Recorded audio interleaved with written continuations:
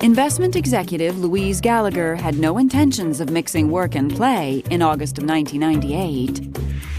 The 44-year-old single mother from Calgary, Canada, knew what her priorities were. I had two amazing young daughters, Alexis and Luzanne, who were 12 and 10 years old, and I really needed to focus on them. But her attention shifted that fall when a new client pulled up on the scene. It was the company that manufactured kit cars. And I had gone to talk to this company that was looking to go public. And when Louise met the company's senior partner, 45-year-old Conrad Cheney, she was instantly charmed. When I first met Conrad, I shook his hand and, I had that sense that I'd met him before. And I said, "We met before? You look really familiar." He looked deeply into my eyes and said, "Oh no, if we'd ever met before, I'd never have let you go." And I thought, ooh, wow, that's quite the line. When Louise told me about meeting this wonderful man, she described it to me as almost a magnetic force. She was mesmerized by him. So when Conrad asked Louise out on an official date, she decided it couldn't hurt to mix a little pleasure with business. We went to one of my favorite restaurants, and Conrad was really charming. He spent a lot of time telling me how beautiful I am. The flattery was a little overwhelming, but I couldn't deny my attraction to him. But as Louise blushed, Conrad suddenly turned pale. Midway through the dinner, suddenly Conrad got really shaky and started to have, belabored breathing. I had no idea what was going on. He got up from the table and made a phone call, and then two guys from his plant came and they left. I was feeling really unnerved. To disappear like that, it's very strange. Several days passed before Louise finally heard from Conrad, and his explanation created more questions than answers. Conrad called and told me that he had been quite ill. I asked him what it was, but he wouldn't talk about it. It was clearly distressing him. I was definitely worried about him. Over the next few weeks, however, Louise's concerns were overshadowed by Conrad's charm. Conrad was the ultimate romantic. He sent this huge bouquet of flowers one day with a note that just said, "From one of your greatest admirers." So I was falling hard for him. I thought he was really charismatic. I could tell my mom was genuinely falling for this man, and so to see her find someone was really exciting for us. After 3 months of dating, Conrad treated Louise to a spontaneous weekend getaway. And the surprises didn't stop there. We got there and were at dinner, and he pulled a ring out of his pocket. I mean, it was stunningly beautiful. I was shocked. And I said, "This is way too soon. We need to just take this slowly. There's all the time in the world." That's when Conrad made a dire confession. He said, "I have a heart condition. If I don't take care of it, Could be dead by Christmas." Just a couple of months away. I was stunned. I couldn't believe that here's my Prince Charming and he's gonna die. Conrad told Louise the only thing that could save him was an experimental surgery in California. So that night, Louise accepted Conrad's marriage proposal. I didn't know if he would survive this surgery. But how could I say no to a man who loves me so deeply and needs me? I felt that I had to do this for him. But Conrad's heart wasn't the only thing in trouble. And before long, Louise would find herself drawn into a dark underworld that she couldn't escape. Louise had no idea what or who was out there, and she was terrified.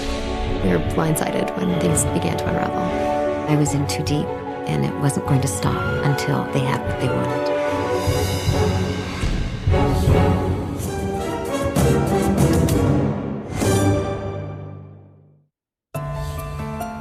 In the winter of 1998, Louise Gallagher was devastated to learn from her fiancé, Conrad Cheney, that he had a rare heart disease and his time was running out.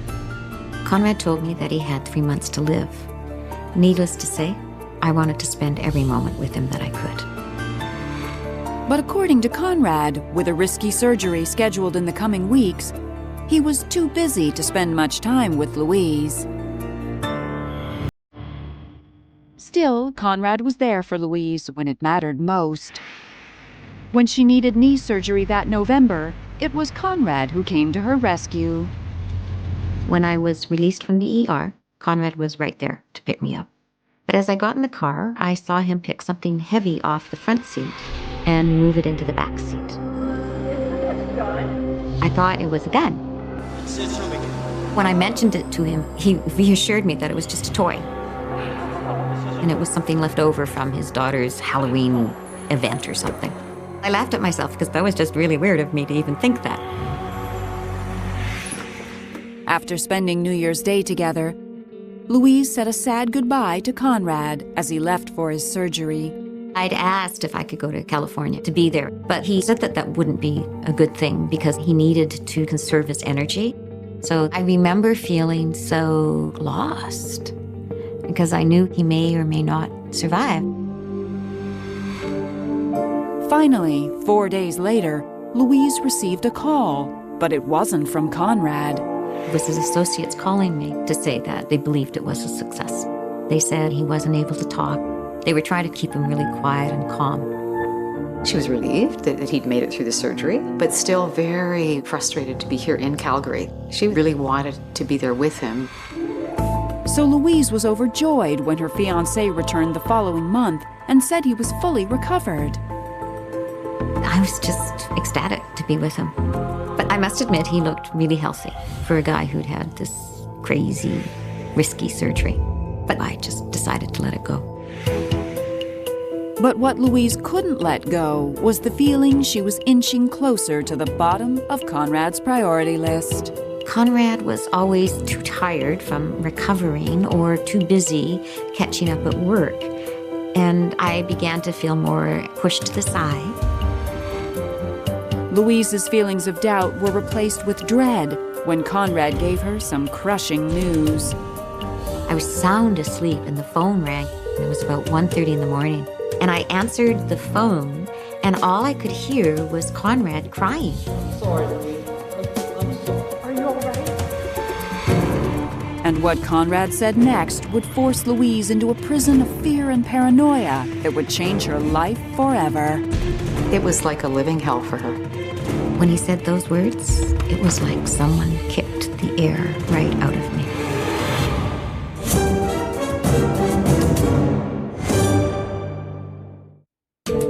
In February of 1999, Louise Gallagher received a frantic phone call from her fiancé, Conrad Cheney, that turned her entire world upside down. All he would say was, "I'm so sorry, I've put you in harm's way." Sorry, Louise. I'm sorry. And he told me that he was part of an organized crime family and that they had discovered his love for me. I was stunned. I couldn't believe that it was true. According to Conrad, his mafia family was angry that he was in love with someone outside their trusted circle. Oh my God. After all, with pillow talk comes loose lips. I didn't have any secrets to share, but Conrad would say they don't believe that. And he said he had received an envelope, and in the envelope there were 3 bullets, and one for me and one for each of my daughters. It was a warning that we were in danger. I just remember this feeling of being absolutely terrified. Louise thought a call to the police was their only hope, but Conrad had other plans. He said, if you go to the police, they will know. And that's what would trigger them to kidnapping the girls. Terrified and unable to sleep that night, Louise thought back to her relationship with Conrad. And suddenly, all the pieces came together. The gun made sense. I just thought to myself, oh my God, it must not have been a toy gun at all. So I was angry with myself because I put my daughters in this situation.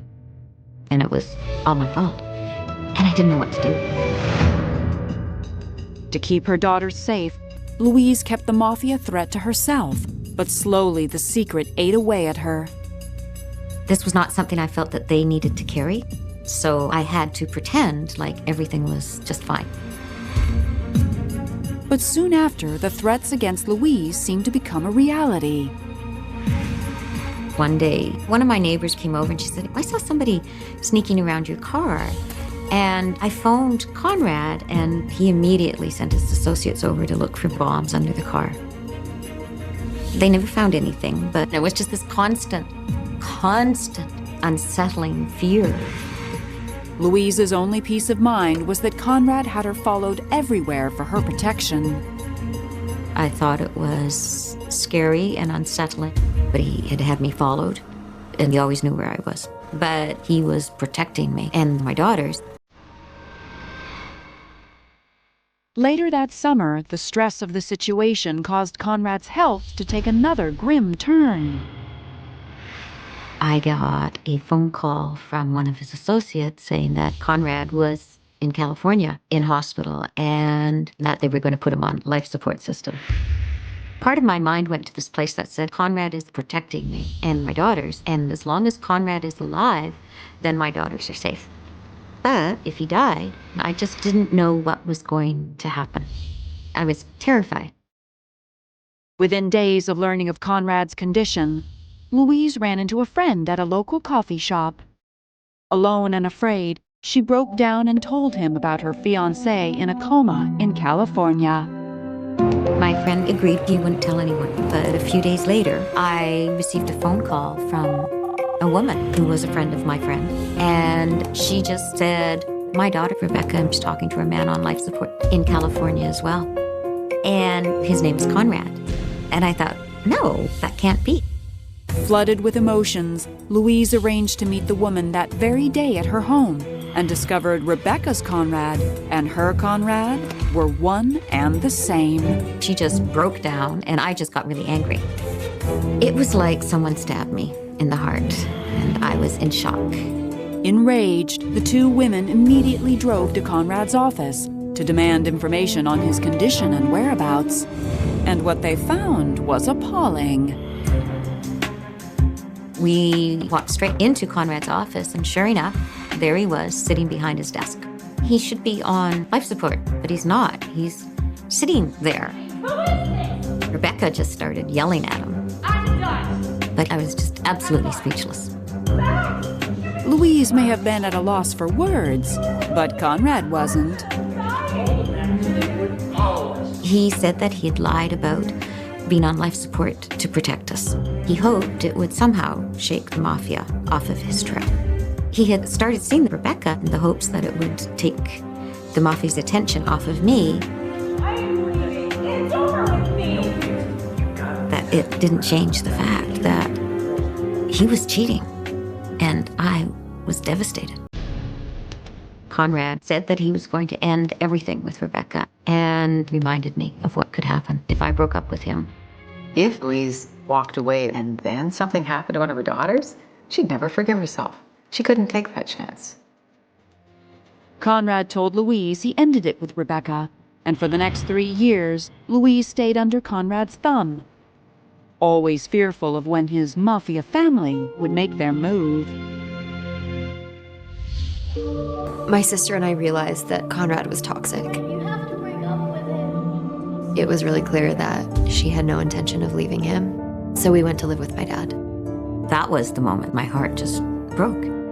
They didn't know I was only staying with Conrad for their own protection. That was best for them that they stay with their dad, because with me, they would be in danger. By January 2003, the strain and threats were becoming too much. So Conrad came up with a solution. The couple would steal away in the middle of the night to the Canadian countryside, where no one, not even the mafia, could find them. All I could think of was that I had to get him away from the people I loved, so I just went with him. But soon Louise would discover that the mafia was the least of her worries. There was something much closer and much more dangerous to fear. She had no idea what Conrad had in store for her. She never saw it coming. My biggest fear was that I'd never be able to tell her that I still loved her. I remember thinking, he's gonna kill me. Today's the day.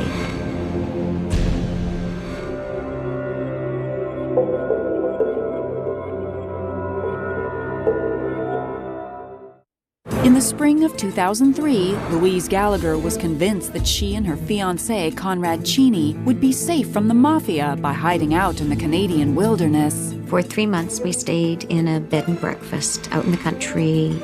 But Conrad was acting so different. He would scream and he would remind me of how all of it was my fault. I was just terrified. I just thought he was going to kill me because he had to get rid of me. And I kept waiting for him to do it. After almost 4 months of hiding, they had some unexpected visitors. I was in a panic. I thought the police were going to tell me that something had happened to my daughters and that this, all of it, had been for nothing. Louise was shocked and relieved to learn that it wasn't her daughters that were in trouble. It was Conrad. They had a warrant and they started to read off the list of charges and they told him he was under arrest. And I thought, who is this man? Conrad wasn't wanted by the mafia. He was wanted by the law for charges of breaking and entering, fraud, and forgery. And thanks to Louise's loved ones, police were able to track him down. When Louise vanished, we had a sense of the peril she was in. So we went to the police and we told them that we knew she was with Conrad. The police had warrants out for Conrad's arrest, so they knew that if they found Louise, then they would find Conrad. So they managed to track Louise down through a check that she had written. And when they did, Louise was dumbfounded to find that nothing about her fiancé was as it seemed.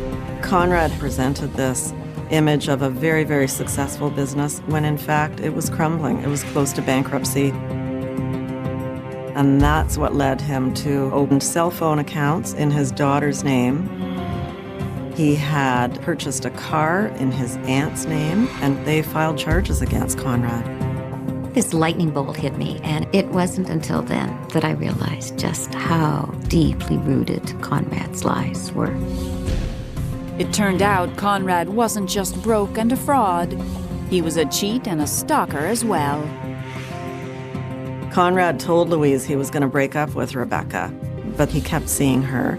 She tried to break up with him. He didn't like that, so he began stalking Rebecca, harassing her. He broke into her home, and she had him charged for that. Police took Conrad into custody, and Louise's family brought her back to safety and to her daughters. My sisters and my mom had flown them out to Vancouver to see me. And it was so magical. Alexis and Lisanne are the reason I'm alive today.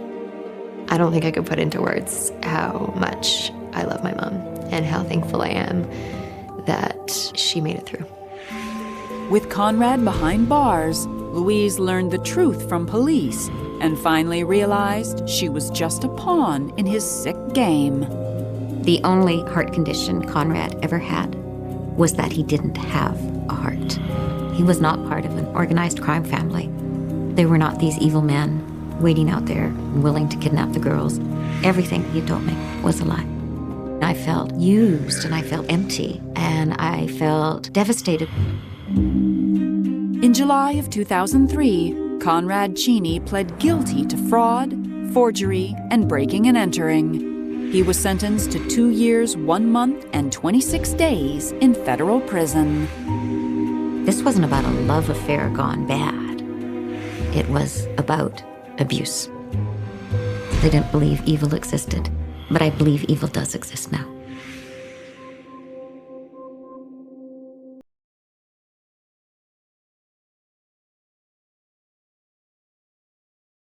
Today, Louise has healed from her experience, and she's stronger than ever. I have gained back my self-respect, and I've gained my daughters back. And we have a relationship that is stronger and is filled with love and caring. The light is definitely back in my mom's eyes, and I don't think that there will ever be anything that could extinguish that again. I can't stop an abuser being who they are, but I can't stop their abuse in my life. Nothing can destroy me as long as I stand true to me.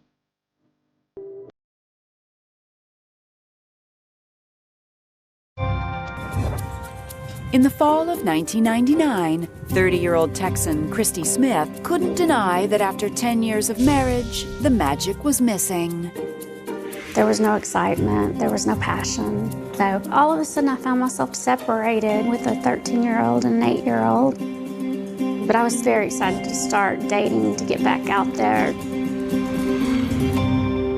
So it seemed fortuitous when that October, she and her best friend Crystal ran into an old high school friend, Randy Cooper, at a local bar in Fort Worth. I had a very big crush on Randy when we were in high school, and I just thought he was gorgeous. So when Randy mentioned that he was recently divorced, he had Christy's full attention. Randy was working odd jobs, just anything to make money. But he was just as gorgeous as I remember. As the three friends reconnected, however, it seemed Randy had his eyes set on Crystal. Randy was attractive, and he was so funny. So I decided to go ahead and give him a chance to go ahead and go out with him. I would have wished it was me, but it was fun being around him. After the night we met, we became very good friends. But the following week, after one date with Randy, Crystal decided he wasn't the man for her. I met him at a restaurant, and within 5 minutes of him telling me that he was in prison, Don't worry about it. I thought, this man is weird and crazy. I told Christy that I knew that this was not a man I would ever date. She just thought he was too wild. And Randy would tell me stories that just seemed unreal. I wasn't really surprised because I really knew Crystal and that he wouldn't be her type. But it didn't bother me at all. It actually intrigued me. Bye. So when Christy dropped by Randy's house a few weeks later, she was excited when he hinted that he wanted more than a friendship. Crystal just doesn't get my humor. He said, but you do. He said, and we have so much fun together. He was interested in actually dating me.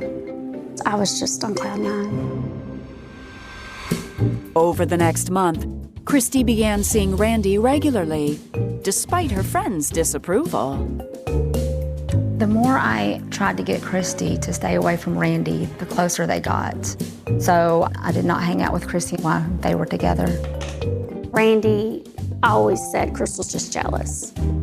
It bothered me when Crystal would talk about Randy because I was crazy in love. We had so much fun together.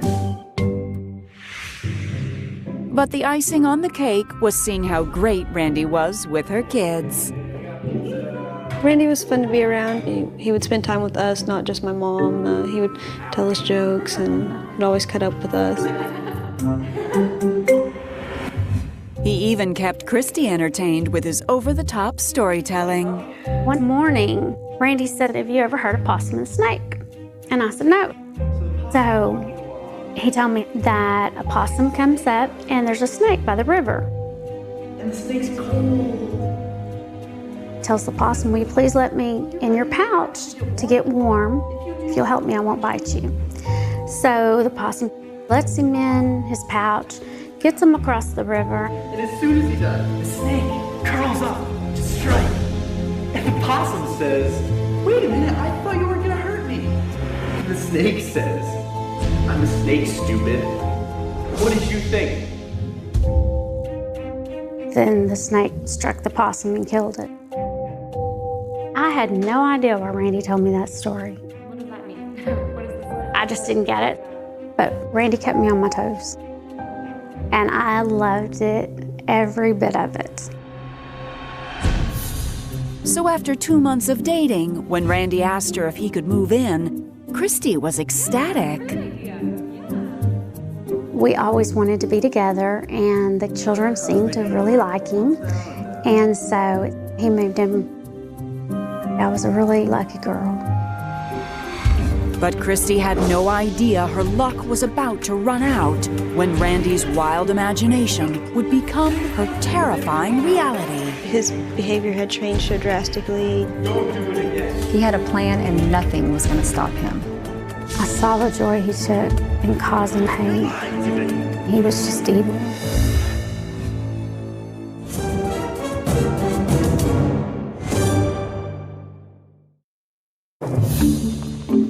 In February of 2000, Christy Smith had been separated from her husband for 1 year when her new boyfriend, Randy Cooper, moved in with her and her 2 kids. My ex-husband did want me back, and he was very upset about Randy living in the house. But I was so happy to have everyone I loved under one roof. When I was with Randy, I felt like nothing in the world could harm me, nothing. But a week later, Christy became troubled when Randy made an odd discovery. So I go out in the garage, and he's got a handful of like empty chip wrappers, empty candy bar wrappers. What is this? He said he had found them all in the attic. There's piles of this stuff. He said it almost looks like somebody could be staying in the attic. I thought, oh no, that's crazy. There's no way. So I just kind of, blew it off. Then the following week, Randy came home with more disturbing news. Randy said that my ex-husband had followed him home. He was wearing a disguise in the car. And he was wearing some type of disguise. I was shocked. I was like, there's no way. My ex had not a mean bone in his body. But Randy insisted it was my ex-husband. So I asked my ex, you're not parking at the end of the street, are you? And he said, no, why would I do that? So I thought Randy was just blowing this all out of proportion because he had a very wild imagination. Christy was starting to seriously worry about her boyfriend. He started getting a lot more irritated about things, like if the children left the lights on, he would take the light bulb out. I told you to turn the lights off. I thought it was really weird for doing something innocent like leaving the lights on. It seemed like his mood would change at the drop of a dime. Don't do it again. He just wasn't the happy-go-lucky Randy that I was used to. I was worried that I had just fallen for the fairy tale and that it just wasn't going to work. But on Valentine's Day, her concerns soon subsided when Randy's doting nature returned.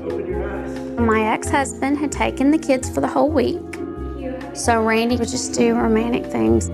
I got my old Randy back again. And on February 23rd, nothing would top Randy's display of affection. We had went to the bar, and we had got there. He looked at me and said, Today's gonna be a special day. he gave me a kiss, and he walked up onto the stage, and he said, Hey, I'm gonna need everybody's attention. I have found the love of my life.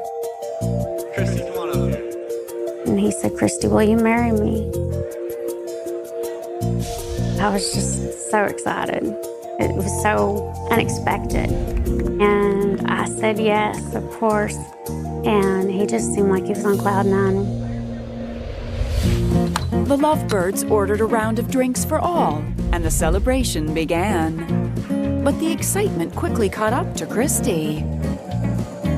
And I told Randy, I said, my head was spinning, and I started having problems with my stomach. And he said, well, let's get you home, babe. When they arrived, Randy gently led her to the bedroom. I said, well, go on in and put on something cute and lay down, and he would bring me some aspirin. So I went in and put on a negligee. I was trying to stay awake, and I guess I kind of dozed off a little bit. Moments later, Christy awoke to an unrecognizable voice. Wake up, bitch! I thought you were my angel, but you're just a lying whore!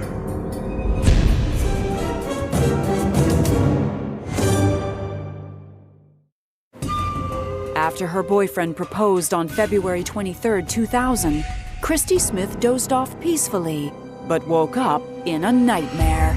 Wake up, bitch! I'm gonna torture you! You're gonna wish you were dead!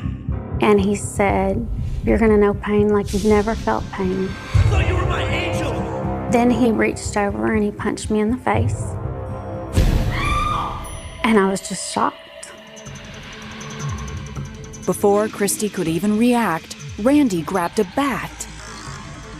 He hit me in the head with a bat. And I kept putting my hands over my head. And he said, "Better put them hands down." And I started screaming, and I kept asking him why. Randy said I kissed a male friend of mine at a time before me and him had started dating. And he told me that he was going to torture me until he knew the truth. Did you kiss him? What he was asking didn't make sense. Why would he care if I kissed this man before we dated? And I said, "I love you, Randy. I would never cheat on you." And he said that that was a lie. And then he doubled up his fist and he hit me. You're lying to me! The pain was unreal. And my face was bleeding. And I kept telling him I didn't do it. But I'll tell you I did. If you'll just stop. Just stop. And he just laughed and swung again. Then he choked me till I lost consciousness. And I woke up and he was slapping me in the face. And he said, "You're not getting away that easy." I thought Randy was going to kill me. Randy was unrelenting as he continued to torture Christy over the next several hours. There were tools on the dresser. And he picked up this belt buckle. And he hit me from head to toe. He picked up the wire cutters and the pliers, and he started to cut my nipples off. It was just the most unbelievable pain. Then Randy suddenly paused to show Christy his handiwork. Just as hope seemed lost, Christy's thoughts turned to her children. I loved my kids too much, but I was not gonna let him win. I was not. I had to be there for my babies. In that moment, I knew that if I didn't make it to that phone, that there was no hope. And the thought came to me, I told Randy, "Let's just try to call my friend, that guy that you were accusing me of kissing, and he'll tell you the truth. He'll tell you if I kissed him or not." And he said, "If you can't make it into the kitchen, you're not gonna have any idea what pain is." Christy crawled to the kitchen to get to the phone.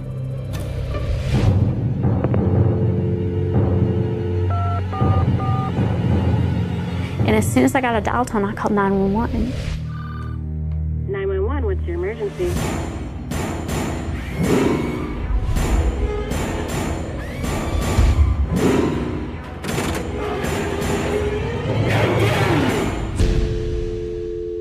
Hello, are you there? Hello?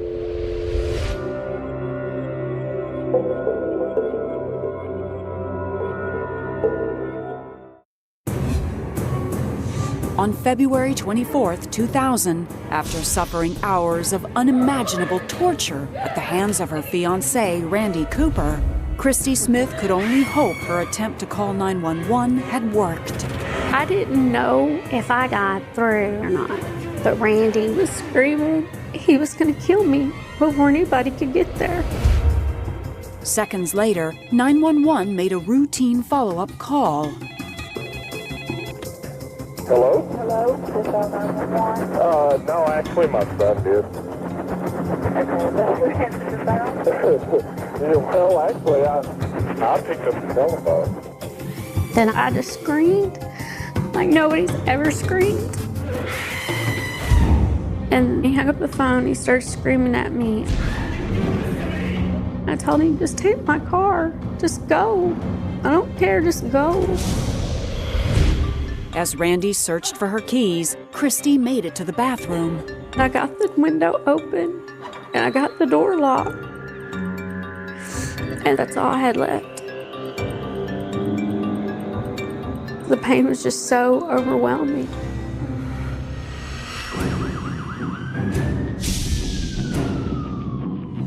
Two patrol officers were dispatched. When the officers pulled up, Randy was walking out the front door. They noticed that he had blood on his clothing and blood on his hands, and he kept trying to tell the officers that children had made the 911 call. My kids, they might have been playing with the phone, you know. But they heard faint screams coming from within the house. Officers detained Randy outside, and the other officers made their way into the house. Police discovered Christy barely conscious. Randy's trying to kill me. She was bloody and bruised, and she was telling them that Randy was trying to kill her. She had significant injuries. Something horrible had gone on in the home. I haven't seen any assault like that ever. Randy told the officers that Christy had come home in that condition, but it was obvious to officers that a disturbance had gone on there. They found blood in the bedroom, ball bats, a hammer, pliers, apparently items that Randy had used on Christy at the time. From that point forward, Randy would no longer speak to the police and ask for an attorney. Randy Cooper was immediately arrested while Christy was rushed to the nearest hospital. Christy had skull fractures, a broken jaw, broken teeth. She had a broken arm and significant bruising and cuts all up and down her body. I was amazed that she was still alive. I knew that Randy was crazy, but I didn't think anybody could ever be that evil or how anybody could do that to another person. It was really horrifying to find out what happened. I talked to my mom on the phone while she was in the hospital. She told us that everything was okay and that she'd be home. While awaiting Randy's trial over the next 2 years, Christy healed physically, but emotionally she was still suffering. I remember just still being in shock. It didn't make any sense how he could hurt me that bad, because I loved him completely and with all my heart. On July 9th, 2002, Randy Cooper pled not guilty to the charge of aggravated assault with a deadly weapon. At the trial, I learned that Randy's ex-wife had been beaten repeatedly. He had been very threatening to women for years and years. I would describe Randy's actions as sociopathic, especially given light that he tried to lie to officers. I believe if Randy had actually killed Christy, that later down the road, other people would be in his crosshairs as well. Christy couldn't help but wonder if Randy had been planning the attack all along. There was no real reason behind what he did, because he thought I kissed a male friend of mine. It was like he was grasping at a reason to hurt me. I believe Randy was trying to set up my ex-husband from the very beginning. I think he saw that there was a possible way to kill someone and get away with it. I think that the whole time he had been planning to torture me. And now she understood why Randy might have chosen her instead of her best friend. I think he saw me as an easy mark because I was trusting. All I kept thinking is how I could have been so gullible, how I could have been so wrong. On July 11th, 2002, Randy Cooper was found guilty and sentenced to 99 years in prison. I loved him so much, and I would have done anything except die for him. Randy won the battle, but I won the war because I lived. Today, after countless surgeries, Christy still suffers a great deal from her injuries. I have my good days and my bad days. I have to deal with unbelievable pain. And it is a limited life that I have, but at least I have one. It's going to be a struggle for her the rest of her life. But the motivating drive for Christy during this whole ordeal has been her children. That keeps her motivated. In hindsight, Christy finally understands what Randy meant by the possum and the snake story. That was one of the main red flags. He was trying to give me a hint of what a snake he was. But in my possum and the snake story, the possum is a survivor. The gymnasium of Oak Haven High School was a cathedral of polyester, hairspray, and the heavy, cloying scent of spiked punch, a place where the American dream was supposed to culminate in a slow dance under a spinning, faceted globe.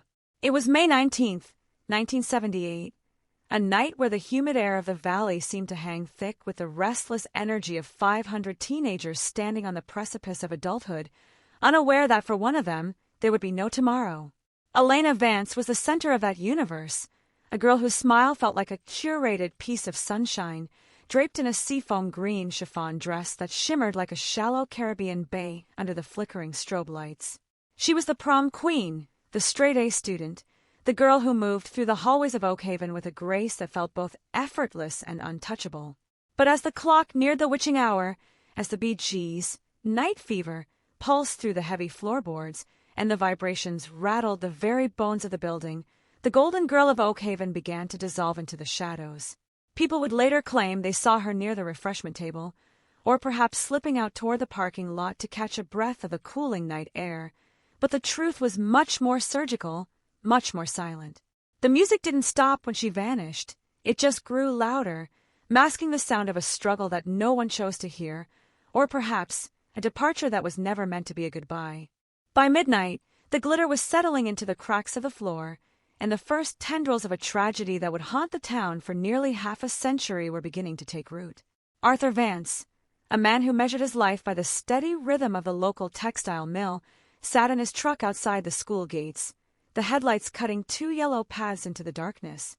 He was a man of punctuality, a man who expected his daughter to appear at 12:05 a.m. sharp, glowing from the excitement of the night. But the minutes ticked by like slow-motion hammer blows. 12:10, 12:15, 12:30, the exuberant crowd of seniors began to thin, couples drifting toward their cars, laughter echoing across the asphalt before being swallowed by the surrounding pine forests.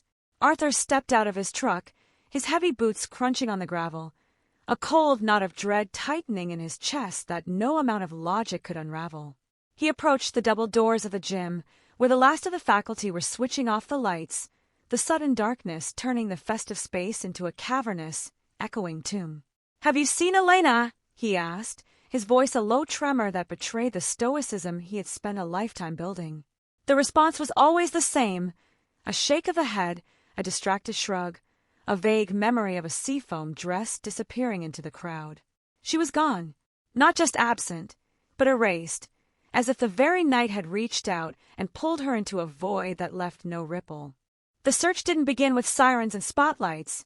It began with the frantic, disjointed heartbeat of a father wandering the perimeter of the football field, calling a name into the trees that only echoed back with the rustle of the wind. By 2 a.m., the Oak Haven Police Department had been roused from their Friday night lethargy, a handful of officers arriving with flashlights that flickered like dying stars against the suffocating blackness of the Oak Haven woods.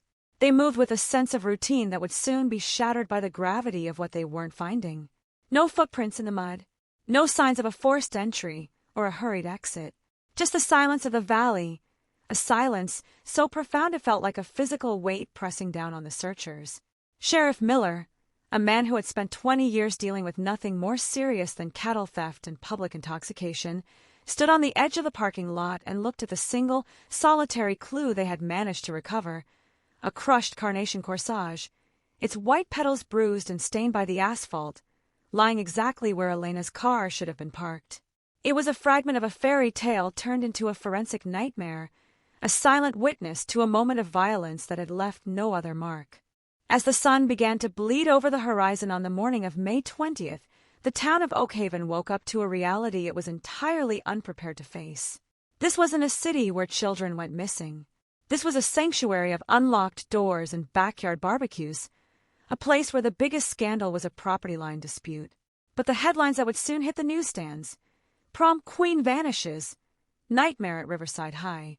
Whereas Elena Vance acted like a sledgehammer to the community's collective psyche. The atmosphere shifted from celebration to a paranoid, shivering terror. Every neighbor became a suspect. Every car that lingered too long at a stop sign was a potential predator.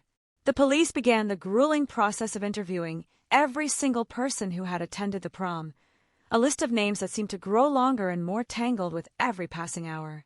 They looked at the boyfriend, Mark, a boy with a varsity jacket and a future that seemed to evaporate the moment he sat in the interrogation room, his eyes red from a grief that looked all too much like guilt to the cynical eyes of the investigators. They looked at the quiet kids, the loners who hovered on the edges of the dance floor, the men who worked the late-shift custodial jobs, anyone who could have been watching from the shadows while the music played on. The investigation was a descent into a labyrinth of dead ends and whispered rumors. The 1970s offered no digital footprint to follow, no cell tower pings to track, no high-definition surveillance footage to review. They had only the memories of teenagers who were more interested in each other than the girl in the seafoam dress.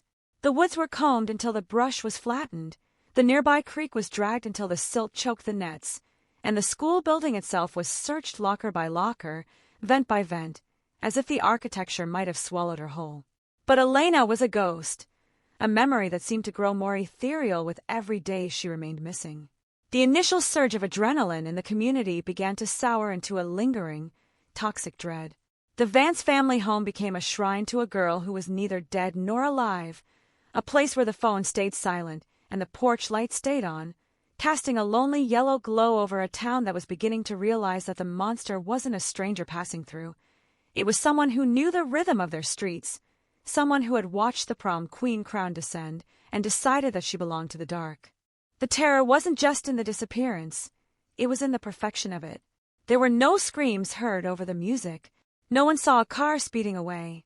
It was as if Elena Vance had simply stepped through a tear in the fabric of the world. The police files began to swell with useless tips, sightings of girls in seafoam dresses in 3 different states, and the agonizing, repetitive testimony of friends who swore she was just there 1 second and gone the next. This was the birth of a cold case that would define Oak Haven for generations, a wound that refused to scab over because the how and the why were buried so deep that it felt like they were part of the very bedrock of the valley. The prom theme had been a night to remember, a cruel, irony-laced promise that would haunt every survivor of the class of '78. They would remember the music, they would remember the glitter, but most of all, they would remember the feeling of the floor falling out from under them when they realized that the most beautiful girl in school was never coming home. And as the weeks turned into months, the search parties dwindled, the posters faded under the sun, and the name Elena Vance began to drift from the front pages into the dark, dusty corners of the archives, a mystery that seemed destined to remain as silent as the crushed flower on the pavement. But beneath that silence, something was festering. The town carried the weight of the unsolved crime like a collective penance. You could see it in the way parents gripped their children's hands tighter at the county fair, or the way the high school gym was never quite as bright again, no matter how many bulbs they replaced. The case of the missing prom queen became the yardstick by which all local tragedies were measured, a baseline of horror that whispered that nowhere was truly safe. The detectives who had first walked the perimeter of the school retired one by one, their notebooks filled with unanswered questions and names that led nowhere. They took the secrets of the file to their graves, or into the hazy forgetfulness of old age, leaving behind a legacy of failure that stung like salt in an open sore. The seafoam dress, the disco lights, the midnight arrival that never happened, these were the fragments of a story that lacked a final chapter, a narrative that had been violently interrupted and left to bleed out in the shadows of 1978. Oak Haven tried to move on, to build new schools and pave over the old memories, but the ghost of Elena Vance was woven into the very infrastructure of the town, waiting for a crack in the foundation, waiting for a voice to finally speak the truth that had been hidden in plain sight for 46 long, agonizing years. The silence of Oak Haven didn't just break. It shattered into a million jagged pieces on the morning of May 22nd, 1978. The transition from a missing person search to a homicide investigation happened at exactly 7:14 a.m. in the gray, mist-choked hollows of the Devil's Ravine. It wasn't a police officer or a trained search and rescue professional who found what the town had been dreading. It was Abner Holloway, a man who had spent 60 years fishing the Blackwood Creek and knew the temperament of the water better than he knew his own children. He had been looking for a quiet spot away from the sirens and the shouting, a place where the trout might still be biting despite the chaos upstream. Instead, he found the seafoam ghost. The water was shallow there, moving with a sluggish, indifferent rhythm over the smooth river stones, but it had caught on the gnarled, skeletal roots of an ancient willow tree that leaned precariously over the bank. At first, Abner thought it was a discarded plastic tarp, or perhaps a bundle of laundry that had blown off a clothesline miles away. But as the morning sun pierced through the canopy, illuminating the silt-covered fabric, he saw the shimmer. It was the iridescence of high-quality chiffon, a color that didn't belong in the muddy browns and deep greens of the ravine.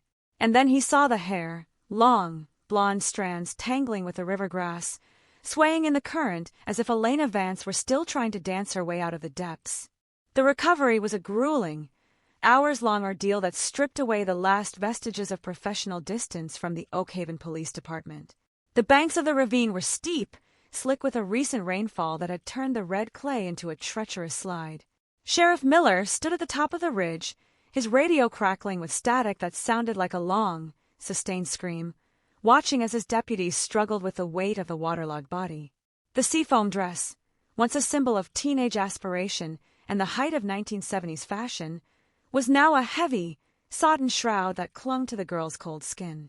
When they finally laid her on the grass, covered by a sterile yellow tarp that looked garish against the natural beauty of the woods, a heavy, oppressive stillness settled over the valley. There were no cameras yet, no crowds, just a handful of men in uniform staring at the literal death of their town's innocents.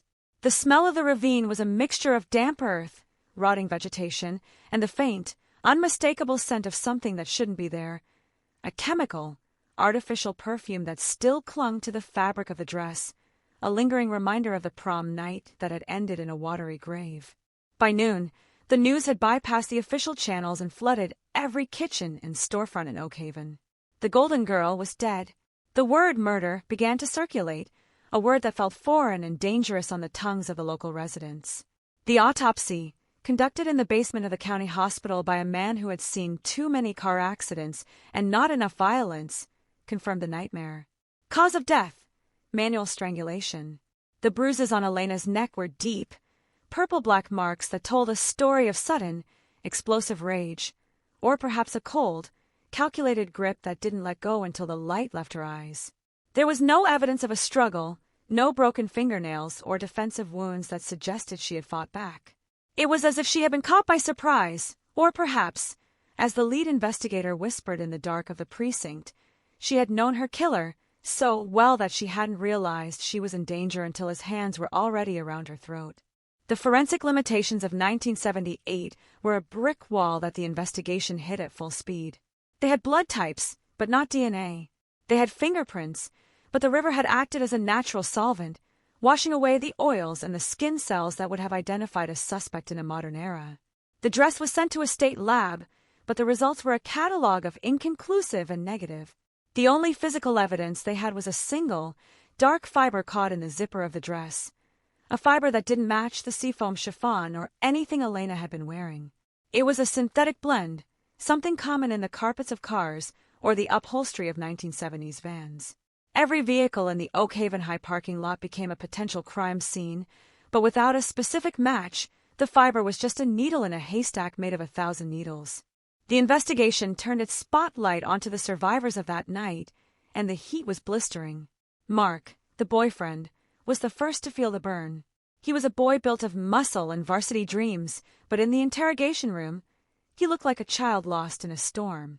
They questioned him for 14 hours straight, the smoke from Sheriff Miller's cigarettes filling the small, windowless room until the air was unbreathable. Where did you go when the music stopped, Mark? Why did you let her walk to the car alone? Did you have a fight about the future, about college, about the way she looked at other boys? The questions were relentless, a rhythmic pounding designed to break a guilty man. But Mark didn't break.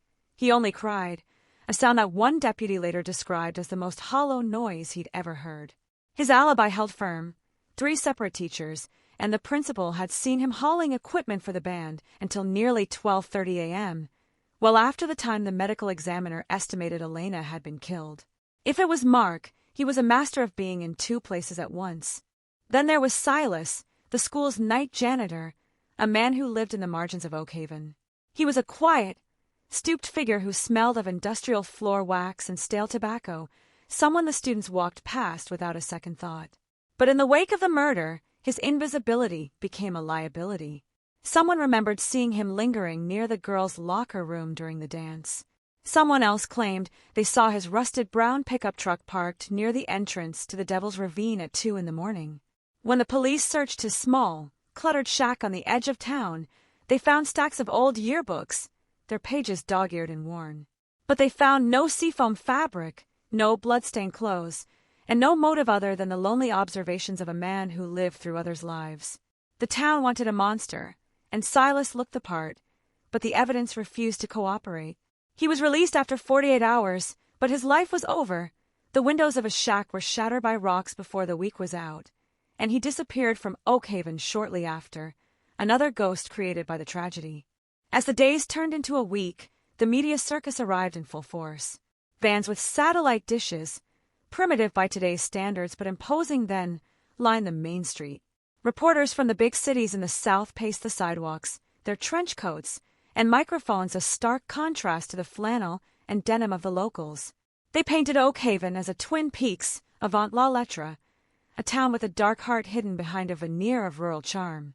They dug into Elena's past, looking for a secret life that didn't exist. They interviewed her friends, her teachers, and even the local priest, looking for a crack in the Golden Girl narrative.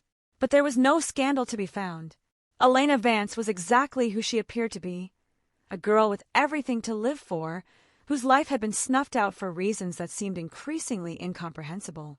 The sensation of the case began to overshadow the reality of the grief, turning a private family tragedy into a public commodity. The funeral was a day of stifling heat and collective mourning. The entire town of Oakhaven seemed to be standing on the hillside of the cemetery, a sea of black suits and floral dresses shimmering in the humidity. The casket was closed, a final mercy for a family that didn't need to see the toll the river and the killer had taken. Arthur Vance stood like a statue, his eyes fixed on a point on the horizon, while Elena's mother crumbled into the arms of her sisters. It was a scene of such raw, unadulterated pain that even the hardened reporters lowered their cameras. But even there, amidst the prayers and the hymns, the suspicion remained. People scanned the crowd, looking for the person who didn't seem sad enough, or the person who seemed too sad. The killer was there, everyone felt it. He was breathing the same air, standing on the same grass, perhaps even shedding a tear for the girl he had broken. The realization that they were mourning alongside a murderer was a poison that seeped into the ground, ensuring that the flowers on Elena's grave would never truly feel like a tribute, but rather a markers of a stalemate. By the end of the first month, the active investigation, sign in the precinct window, had been taken down. The leads had dried up like the creek in a mid-August drought. The thousands of hours of manpower, the hundreds of interviews, and the forensic tests had yielded nothing but a pile of folders that were growing thicker with frustration and thinner on hope. The cold case label hadn't been officially applied yet, but the detectives felt it in their bones. They were chasing a shadow that didn't leave tracks. The community began to retract, the initial burst of cooperation turning into a defensive silence. No one wanted to be the one to point a finger anymore, because every finger pointed was a bridge burned in a town where you needed your neighbors to survive. The fear had become a habit, a low-frequency hum in the background of daily life. The prom of 1978 was no longer a night to remember. It was a night the town was desperately trying to forget, even as the image of the seafoam dress remained scorched into their retinas. But the story wasn't over. It was just sinking, like the body in the ravine, waiting for the currents of time to shift and reveal what was hidden beneath the surface. The years didn't just pass in Oakhaven. They accumulated like layers of ash over a dormant volcano, burying the trauma of 1978 under the mundane weight of the decades that followed. By the mid-1980s, the prom queen murder had transitioned from a headline into a ghost story, a cautionary tale whispered by parents to children who hadn't even been born when the seafoam dress was pulled from the river. The 1980s brought neon lights, synthesizers, and a desperate desire to look forward, but the geography of the town remained a map of scars. Every time a car drove past the Devil's Ravine, there was a collective, unconscious tightening of the chest among those who remembered. The Vance family home had long since been sold, its shutters painted a different color, its garden replanted, but the neighbors still looked at the upstairs window, Elena's window, and saw the flickering phantom of a girl who never got to grow old. The investigation hadn't just stalled, it had fossilized. The case folders in the precinct basement grew brittle, the black and white crime scene photos curling at the edges, the ink of the witness statements fading into a ghostly gray that matched the hair of the detectives who had failed to solve it. The 1990s arrived with the promise of forensic revolution, a digital dawn that suggested no secret was safe from the scrutinizing eye of science. In 1996, a young, ambitious detective named Miller, son of the original sheriff who had retired in a cloud of bourbon and regret, decided to pull the Vance file from the depths. He looked at the seafoam dress, now a stiff, discolored relic kept in a climate-controlled evidence locker, and felt the weight of a generation's failure. He sent fragments of the fabric and the single synthetic fiber found in the zipper to a state-of-the-art lab in the city, hoping that the burgeoning field of DNA profiling would provide the name that had eluded his father. But the report that came back months later was a crushing blow. The river water, the primitive handling of the evidence in '78, and the sheer passage of time had acted as a perfect eraser. The biological samples were too degraded, the foreign, DNA a contaminated soup of too many hands and too much history. The technology was there, but the evidence was dead. The case was returned to the archives, and Oakhaven settled back into its uneasy slumber, convinced that the killer had taken his secret to the grave, or perhaps was still walking among them, a silver-haired grandfather with a monster hidden behind a friendly smile. As the turn of the millennium passed, Riverside High itself began to reflect the stagnation of the case. The building was a sprawling, brick-and-mortar labyrinth of the mid-century, its hallways echoing with the footsteps of thousands of students who knew the legend of Locker 402 better than they knew their own history lessons. The locker had been welded shut in the early '80s, partly as a memorial, partly to stop the ghoulish pranks of students who claimed they could hear scratching from inside the metal. It stood like a silent sentinel in the sophomore wing, a vertical coffin of rusted steel that no one dared to touch. The school's architecture was failing. The roof leaked during the spring rains, the boiler room was a temperamental beast of iron and steam, and the walls were thick with the dust of half a century. The administrative offices held the records of every student who had ever walked those halls, but they were paper ghosts, filed away in cabinets that smelled of vinegar and old glue. The town had grown around the school, new subdivisions and strip malls encroaching on the old woods, but Riverside High remained a time capsule of 1978, a place where the air always felt a few degrees colder and the shadows a few shades deeper. The decision to demolish Riverside High in the summer of 2024 was met with a mixture of relief and melancholy. To the newer residents, it was just an eyesore that needed to be replaced by a modern, glass and steel facility. To the survivors of the class of '78, it was the final destruction of the site of their collective trauma.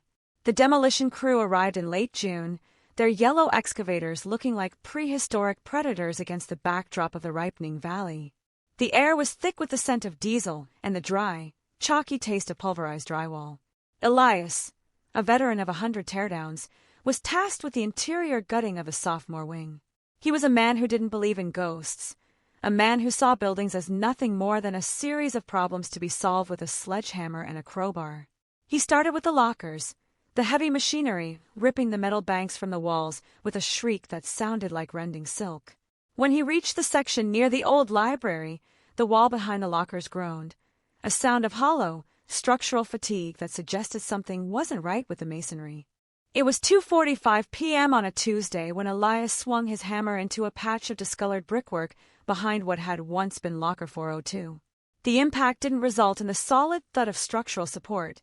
Instead, the bricks gave way with a sickening crunch, revealing a void that shouldn't have been there, a narrow, vertical shaft that ran between the classroom wall and the ventilation duct. As the dust settled, illuminated by the harsh, artificial glare of the construction lights, Elias saw something that stopped the breath in his lungs. It wasn't a body. The ravine had already surrendered Elena Vance, but it was something far more intimate. Tucked into a niche in the brickwork, wrapped in a thick, yellowed plastic bag from a long-defunct local grocery store, was a small, leather-bound volume. It had been placed there with precision, hidden in the very marrow of the school, protected by the bricks and the lockers for 46 years. It was a diary, its cover cracked and peeling like sunburnt skin, its pages swollen with the humidity of 5 decades, but held together by a stubborn, malevolent will. Elias didn't touch it at first. He had seen enough crime dramas to know that some things belonged to the police, but there was a magnetism to the object that defied logic. He called over his supervisor, and together they stood in the wreckage of the sophomore wing, staring at the plastic-wrapped secret. When the Oak Haven police arrived, led now by Chief Sarah Miller, the granddaughter of the man who had first stood over Elena's body, the atmosphere shifted from a construction site to a crime scene in the blink of an eye. The seafoam case was no longer a ghost story. It was a physical reality again. Sarah, wearing gloves that felt like a second skin, carefully extracted the diary from its plastic tomb. The bag was coated in a fine, gray powder, industrial lubricant and brick dust, but the book inside was miraculously preserved. It was a high-quality journal, the kind sold in specialized stationery shops in the city back in the late 70s. Its lock broken long ago, but its contents held shut by the pressure of the hidden compartment. As Sarah Miller opened the first page in the sterile, silent environment of the precinct's forensics lab, the voice of a killer finally began to speak. The handwriting was a masterpiece of control, slanting, sharp, and claustrophobically small. It didn't start with a name. It started with a date, April 12, 1977, more than a year before the prom. The entries were a meticulous chronicle of obsession. The writer didn't refer to Elena by name. He called her the subject, or the light, or, most chillingly, the sacrifice. He had documented her life with the cold, detached precision of a biologist studying a specimen. He knew her schedule to the minute. He knew what she ate for lunch, which friends she trusted, and the exact moment she would walk from the gym to her car after volleyball practice. He had mapped out her vulnerabilities with a terrifying clarity, noting the blind spots of the teachers and the perfect silence of the parking lot after the late-night rehearsals. This wasn't the work of an impulsive teenager or a panicked lover. This was the blueprint of a predator who had spent 14 months preparing for a single night of violence. The diary was more than just a record of movements. It was a window into a psyche that was both brilliant and profoundly broken. The writer spoke of purifying the world by taking the most beautiful thing in it and freezing it in time. He viewed the upcoming prom not as a social event, but as his coronation. He described the seafoam dress weeks before Elena had even bought it, suggesting he had seen her looking at it in the window of the boutique downtown, or perhaps he had even influenced her choice through subtle, psychological cues. The language was elevated, filled with obscure literary references, and a distorted sense of religious duty. He believed he was an artist, and Elena was his canvas. As Chief Miller turned the pages, her hands shaking slightly, she realized that the killer hadn't just gotten away with murder. He had enjoyed the decades of silence, knowing that his masterpiece was hidden in the very walls of the building where he had lived his daily life. The diary ended on May 20th, 1978, with a final, short entry that froze the blood of everyone in the room. The water accepted her. The king is crowned. The world is finally quiet. The discovery of the diary sent a shockwave through Oak Haven that made the original murder look like a ripple in a pond. The news didn't just leak, it erupted. The realization that the killer had hidden his confession inside the school, mere inches from the students who had replaced Elena Vance, was a horror that no one could process. But the diary still lacked a signature. The writer had been careful to avoid personal details that could identify him to a casual reader. However, he hadn't accounted for the digital forensics of 2024.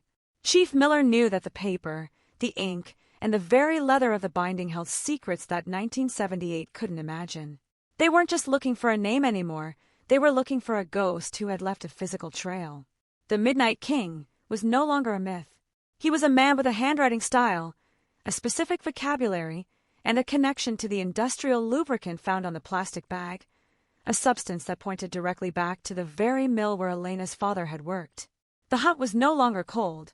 It was a midnight sprint toward a truth that had been waiting behind the bricks for 46 years, and the arrest that would follow would be the most shocking moment in the history of the valley. The investigation was now a race against time and mortality. Many of the suspects from 1978 were dead or incapacitated, but the Midnight King had written with the vitality of a young man, a man who would now be in his late 60s or early 70s. As the forensics team began the process of ink dating and cross-referencing the student records found in the basement, the town held its breath. Every old man in Oak Haven was suddenly under a microscope. Every resident who had stayed in the town since the 70s felt the cold eye of suspicion turning toward them. The diary had provided the what and the how, but the who was still a shadow flickering in the corner of the page. The final entry spoke of a gift left for the police, a final piece of the puzzle that would ensure his immortality. And as Sarah Miller reached the back cover of the diary, she felt a small, hard object taped beneath the lining, a key, rusted but intact, with a small brass tag that bore a single, handwritten number, 1978. The rusted key sat on the sterile stainless steel of the evidence table, a small, jagged piece of metal that seemed to absorb the fluorescent light of the laboratory rather than reflect it.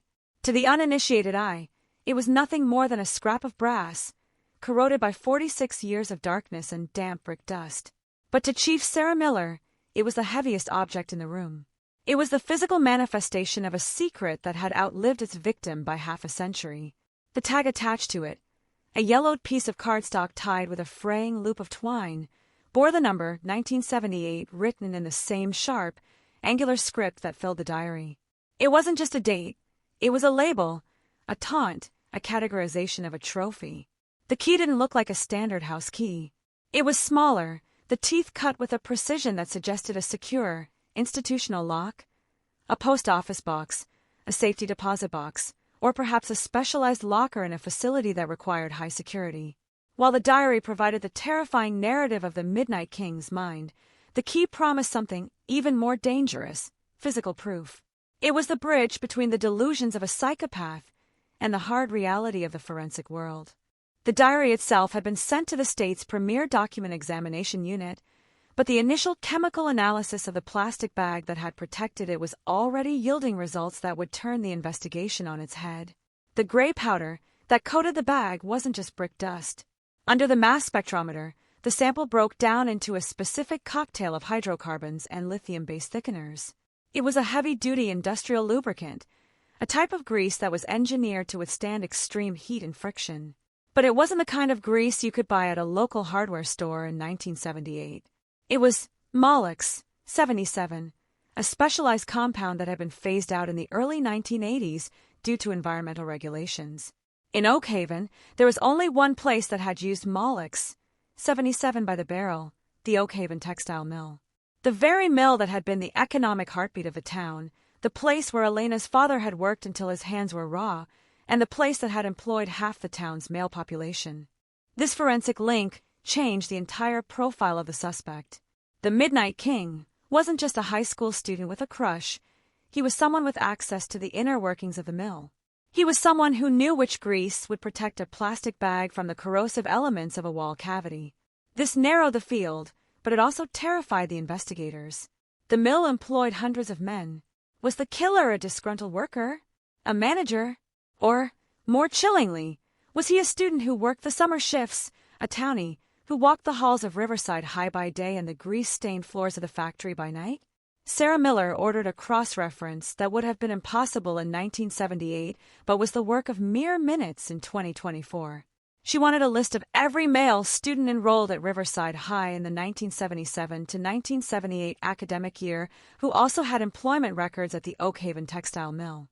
While the computer algorithms churned through the digitized archives of the mill, records that had been luckily preserved by the local historical society, the behavioral profilers began to dissect the diary's language. They weren't looking for facts. They were looking for the shape of the writer's soul. The prose was arrogant, steeped in a pseudo-intellectualism that betrayed a desperate need to be seen as superior. He quoted Nietzsche and obscure Victorian poetry. He referred to his peers as cattle and drones. This wasn't the writing of a low-intelligence drifter. This was a student who likely sat in the front row, who raised his hand in English Lit, who corrected the teachers, and seethed when he wasn't recognized as the genius he believed himself to be. The profilers painted a picture of a narcissistic isolate, someone who functioned perfectly well in society, perhaps even excelled, but who harbored a deep, festering resentment for the golden ones like Elena Vance. He didn't hate her because she rejected him. There was no evidence in the diary that he had ever even spoken to her. He hated her because she represented a joy and a social ease that he felt entitled to but couldn't possess. Killing her wasn't a crime of passion, it was an act of acquisition. By taking her life, he believed he was absorbing her light. The cross-reference results came back on a Wednesday afternoon, turning the investigation room into a cauldron of focused energy. The list of names was short. In 1978, the economy was booming, and many high school boys worked part-time at the mill. There were 42 names on the list. Sarah Miller scanned them, her eyes moving past the familiar names of men who had lived and died in Oak Haven without incident. She saw Mark, the boyfriend. He had worked the loading dock that summer. She saw half the football team. But then, her finger stopped on a name that didn't fit the pattern of the jock or the laborer. It was a name that had appeared in the margins of the original investigation, but had never been taken seriously. Julian Thorne. In 1978, Julian Thorne was the president of a chess club and a runner-up for valedictorian. He was quiet, fastidious, and known for his immaculate handwriting, a detail that suddenly sent a jolt of electricity through Sarah's spine. He wasn't a popular kid, but he wasn't an outcast either. He was simply there, a background character in the high school drama. But the employment records showed something interesting. Julian hadn't worked on the loading docks or the assembly line like the other boys. He had worked in the maintenance department, specifically as an assistant to the mill's lead mechanic. He would have had unrestricted access to the supply rooms. He would have had access to Moloch's 77 grease. And, most damningly, his father had been the head of the school board in 1978, which might explain how a student could know about a hollow space behind the lockers in the sophomore wing during a year when minor renovations were being done. Sarah pulled Julian Thorne's 1978 yearbook photo up on the main monitor. A young man with intense, dark eyes stared back at them. He wasn't smiling. He was looking slightly above the camera, as if the photographer and the viewer were beneath his notice. The resemblance to the psychological profile was uncanny. But where was Julian Thorne now? A quick background check revealed that he hadn't stayed in Oak Haven. He had left the week after graduation, attending a prestigious university on the East Coast. He had become an architect, a man who designed structures, who understood the secrets of walls and foundations. He was currently living in a quiet, affluent suburb just 2 hours away, a retired, respected member of the community who had never married and lived alone in a house he had designed himself. But the key was still the centerpiece of the puzzle. If Julian Thorne was the Midnight King, what did the key open? It clearly wasn't for a structure in his current home. The metal was too old, the design too archaic. It belonged to 1978. Sarah turned the key over in her hands, examining the manufacturer's stamp. A tiny, worn logo of a lion's head. A quick search identified it as the mark of Guardian Lock and Safe, a company that had gone out of business in the mid-'80s. Guardian specialized in one thing: private, long-term storage facilities. Not the self-storage units of today with their roll-up doors, but the heavy, vault-like lockers used by banks and transport hubs. The team began to call every surviving bank and storage facility in the Tri-County area that had been active in the late 70s. Most had been renovated or closed, their records destroyed. But then a hit. The old Oak Haven train station, now a museum and historical landmark, still had a bank of original lockers in its basement. Lockers that had been sealed off to the public in 1980 when the station was converted. The museum curator, a woman who remembered the prom night tragedy vividly, confirmed over the phone that, yes, we have the old Guardian lockers down there. We never opened them. We just lost the master keys years ago. The lockers were numbered. Sarah asked the question that made her heart hammer against her ribs. Do you have a locker number 1978? The curator paused. The lockers aren't numbered by year, Chief. They go from 100 to 500. But, wait. There is a section of executive rental boxes that were installed in 78. They were labeled by date of lease for the station master's records. It's a long shot, but there might be a box labeled with that year in the back archive room. Sarah Miller didn't wait for a warrant. She had probable cause that was 46 years in the making. She grabbed the key and signaled her team. The drive to the old train station was a blur of lights and sirens, the modern world rushing past as they raced toward a relic of the past. The station was a beautiful, Gothic revival building of red brick and stone, a place where people once said goodbye to their loved ones. Now, it was a tomb of memories. The curator met them at the side entrance, looking pale. She led them down a spiraling iron staircase into the cool, damp air of the basement. The smell here was the same as the smell of the diary, dust, old paper, and the slow decay of time. In the far corner of the basement, behind a velvet rope and a display of antique conductor uniforms, stood a wall of brass-fronted boxes. They were tarnished, covered in a layer of grime that looked like velvet. Sarah walked along the rows, her flashlight cutting through the gloom. 1975, 1976, 1977, and there it was, a slightly larger box, set apart from the others, with a small brass plate that had been hand-engraved, 1978. It wasn't an official station marking. It was a custom engraving, likely done by someone who wanted to mark the year as their own. The killer had leased this box, not to store mail but to build a shrine. Sarah inserted the rusted key into the lock. For a second, it resisted, the tumblers frozen by decades of disuse. She applied gentle pressure, wiggling it, praying the metal wouldn't snap. Then, with a sound like a gunshot in the quiet basement, the mechanism clicked. The tumblers fell into place.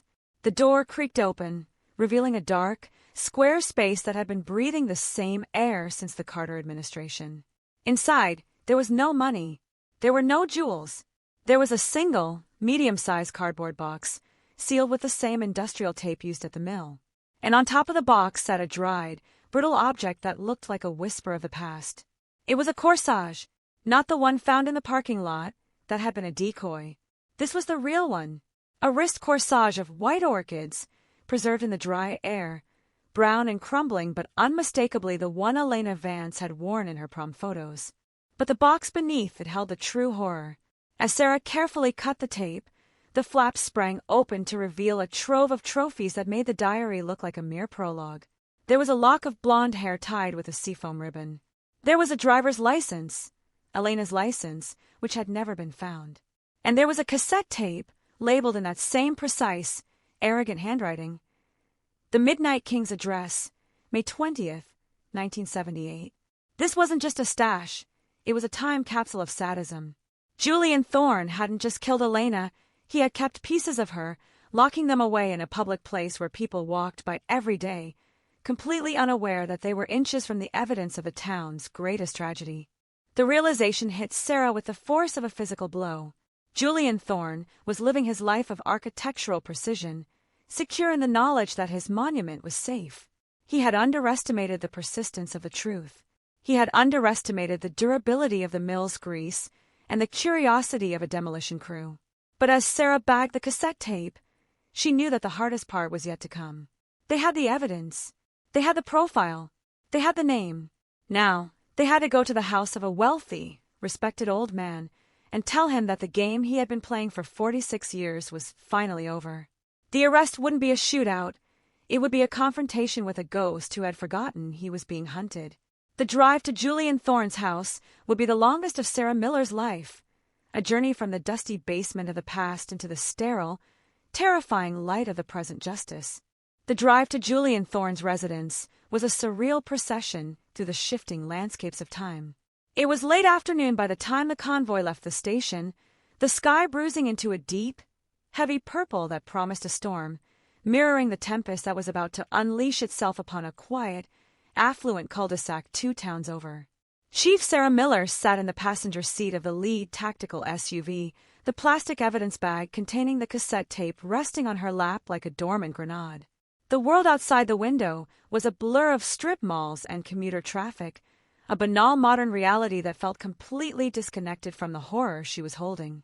They were traveling from the dusty, sepia-toned past of 1978 into the ultra-high-definition present, moving to confront a man who had successfully straddled both eras living a life of prestige while his victim had been reduced to a file number in a cold case box. The silence in the vehicle was absolute, save for the low hum of the encrypted radio channel and the rhythmic thrum of tires on asphalt. Every officer in the convoy felt the weight of the moment. They weren't just serving a warrant. They were exorcising a demon that had haunted the entire region for longer than many of them had been alive. Julian Thorne lived in the Glass Eyrie, a local architectural landmark he had designed himself in the late 90s. It was a structure of cold, imposing beauty, perched on a ridge overlooking the valley, isolated from its neighbors by a thick perimeter of spruce trees, a natural barrier that mirrored the emotional walls he had built around his conscience. As the police vehicles cut their sirens and approached the winding, private driveway, the house came into view.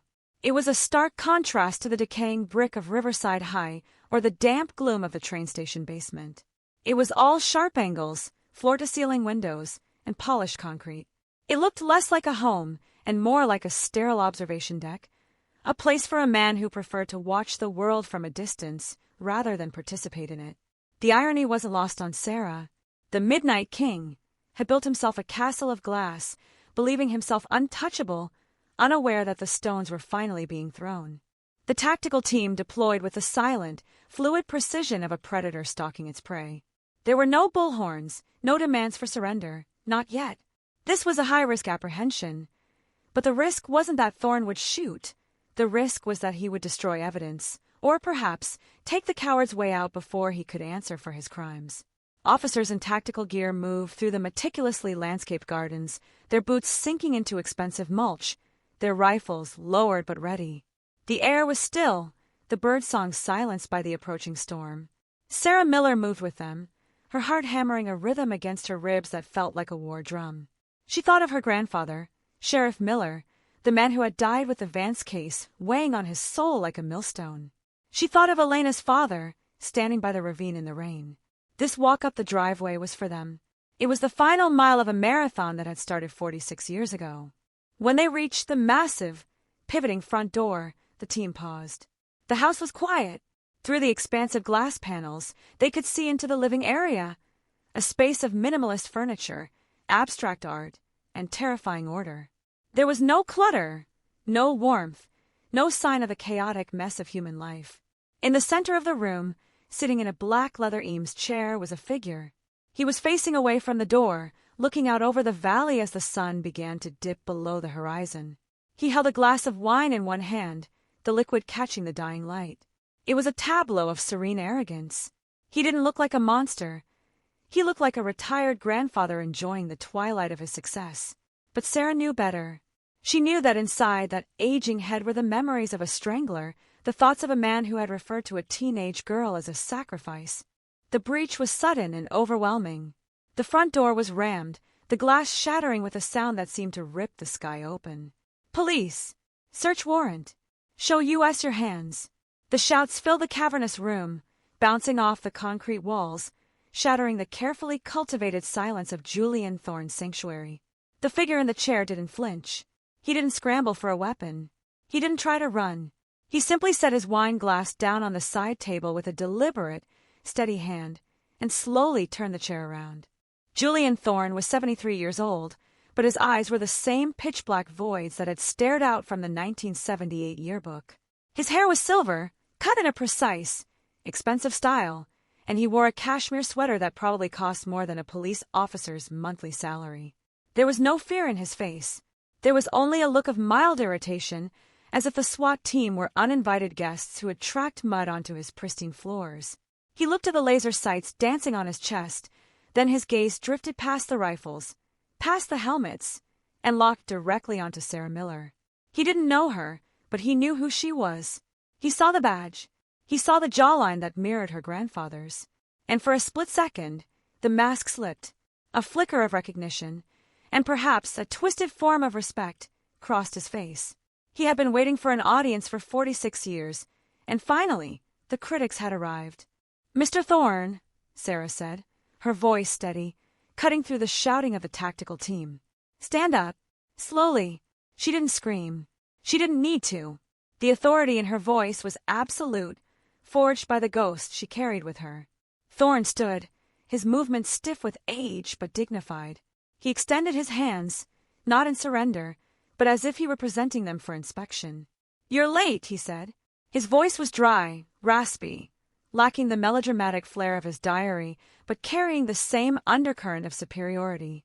"I expected you. Sooner." It was a chilling admission, a confirmation that he hadn't just forgotten the crime. He had been keeping time, counting the decades, wondering when the other shoe would drop. As the handcuffs clicked around his wrists, cold metal against paper-thin geriatric skin, the illusion of the Midnight King evaporated. He wasn't a king. He was just a frail old man with liver spots on his hands, a man whose breath smelled of expensive Merlot and decay. But as the officers began to sweep the house, the reality of his obsession became undeniably, grotesquely clear. The main floor was a masterpiece of modern design, but the lower level, the basement that didn't appear on the architectural blueprints filed with the county, was a museum of the macabre. Hidden behind a false wall in the wine cellar, accessed by a keypad that the tech team cracked in minutes, was a room that mirrored the locker in the train station, but on a grander, more disturbing scale. The walls of the hidden room were cork-lined and covered in clippings. Not just from 1978. There were newspaper articles from every anniversary of the disappearance. There were obituaries of the investigators who had died. There were photos of the demolition of the high school, taken from a distance with a telephoto lens just weeks ago. Thorne hadn't just killed Elena and moved on. He had lived in the shadow of the crime every single day. He had curated the aftermath. On a desk in the center of the room sat a vintage 1970s tape recorder, pristine and well-oiled, identical to the model used for the cassette found in the locker. And next to it, a fresh journal, open to a page dated today. The ink was still wet. It read, "The walls are coming down. The sun is getting too bright. The end of the play is approaching." Sarah walked into the sanctum of sickness, the air cold and stale. She saw the timeline of her own life pinned to the wall, her appointment as chief, her grandfather's funeral notice. He had been watching them watch him. It was a feedback loop of narcissism that made her stomach turn. She looked at Thorne, who was now being led out by two burly officers, his cashmere sweater looking out of place against the tactical vests. He wasn't looking at the floor in shame. He was looking at his collection, his eyes sweeping over the clippings with a possessive, almost loving gaze. He was saying goodbye to his life's work. "Get him out of here," Sarah ordered, turning her back on him. She couldn't stand to look at the satisfaction in his eyes. The Midnight King wanted to be the center of attention, the protagonist of a grand tragedy. By arresting him, they were giving him exactly what he wanted, an ending. But they were also taking away his power. He was no longer the secret author of the town's pain. He was just a prisoner, a number, a soon-to-be inmate in a geriatric ward of a maximum security prison. The walk back to the patrol cars was a gauntlet of flashing lights. The storm had finally broken, rain beginning to fall in heavy, cold sheets that washed over the glass house and the tactical team. The neighbors had come out, standing on their porches under umbrellas, watching the fall of the hermit on the hill. Thorne was placed in the back of Sarah's cruiser. He didn't duck his head. He sat upright, staring through the mesh divider at the back of Sarah's head. The drive to the precinct would be short, but the distance they had traveled to get here was immeasurable. As Sarah started the engine, the wipers slashing back and forth against the rain, she glanced in the rearview mirror. Thorne was smiling, a small, tight, controlled smile. "Do you have the tape?" he asked softly, his voice barely audible over the hum of the engine. "The one from the locker?" Sarah didn't turn around. She gripped the steering wheel until her knuckles turned white. "We have everything, Julian. It's over." "No," he whispered, leaning back against the seat, closing his eyes as if settling in for a nap. "The tape, that's the best part. You haven't heard the encore yet." The cryptic comment hung in the air, cold and sharp. Sarah felt a chill that had nothing to do with the air conditioning. The cassette tape in the evidence bag on the passenger seat seemed to vibrate with a dark energy. What was on it? A confession? A taunt? Or something worse? The raid was over, the killer was in custody, but the story of Elena Vance still had one final layer to peel back. The interrogation room awaited, and with it, the final confrontation between the truth and the lies that had been carefully constructed for 46 years. The Midnight King was dethroned, but he still had a voice, and he was desperate to use it one last time. The sirens wailed as the convoy descended the hill, leaving the glass airy behind in the darkness. The town of Oakhaven lay below, a grid of wet streets and warm lights, unaware that the monster was finally coming down from the mountain. The news would break in the morning, and the shock would be seismic. But for now, in the intimacy of the police cruiser, it was just the detective and the killer, bound together by a dead girl and a diary, heading toward a conclusion that promised no comfort, only the cold, hard finality of justice.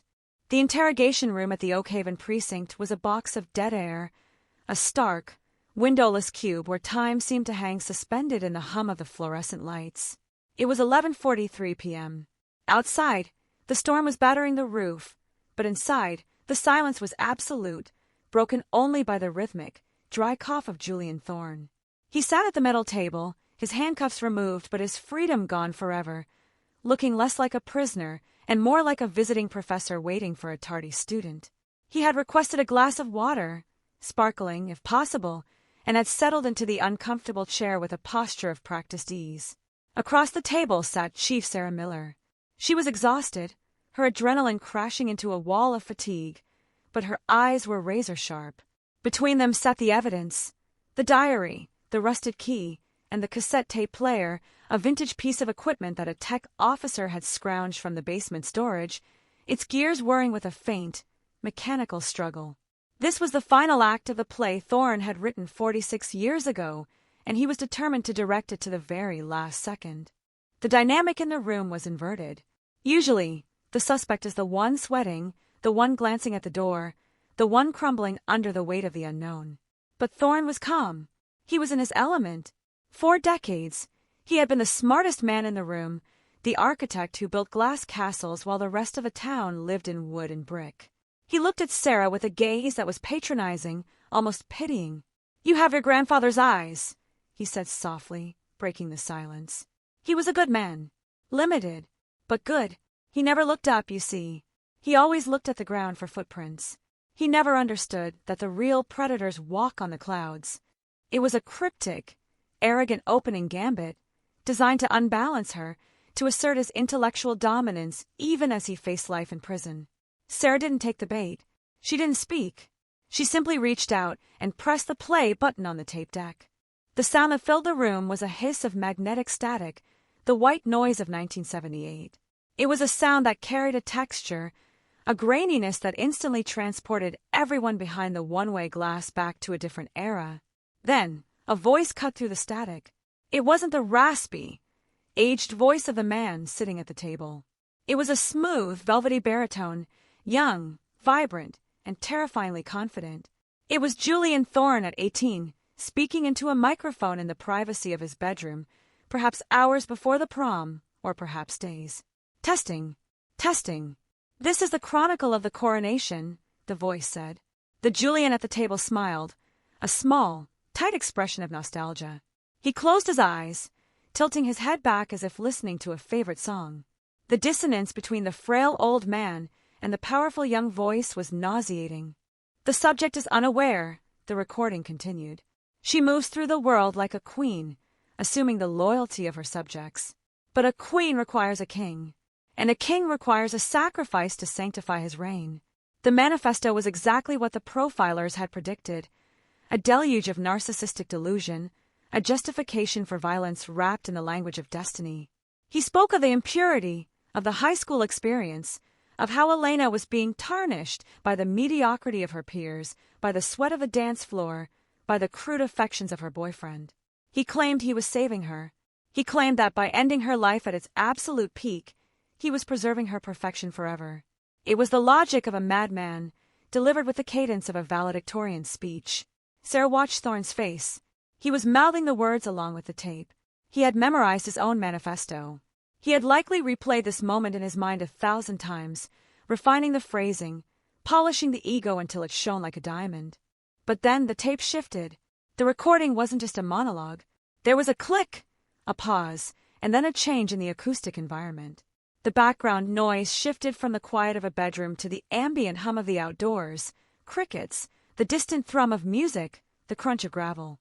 Sarah's breath hitched. This wasn't a manifesto anymore. This was a field recording.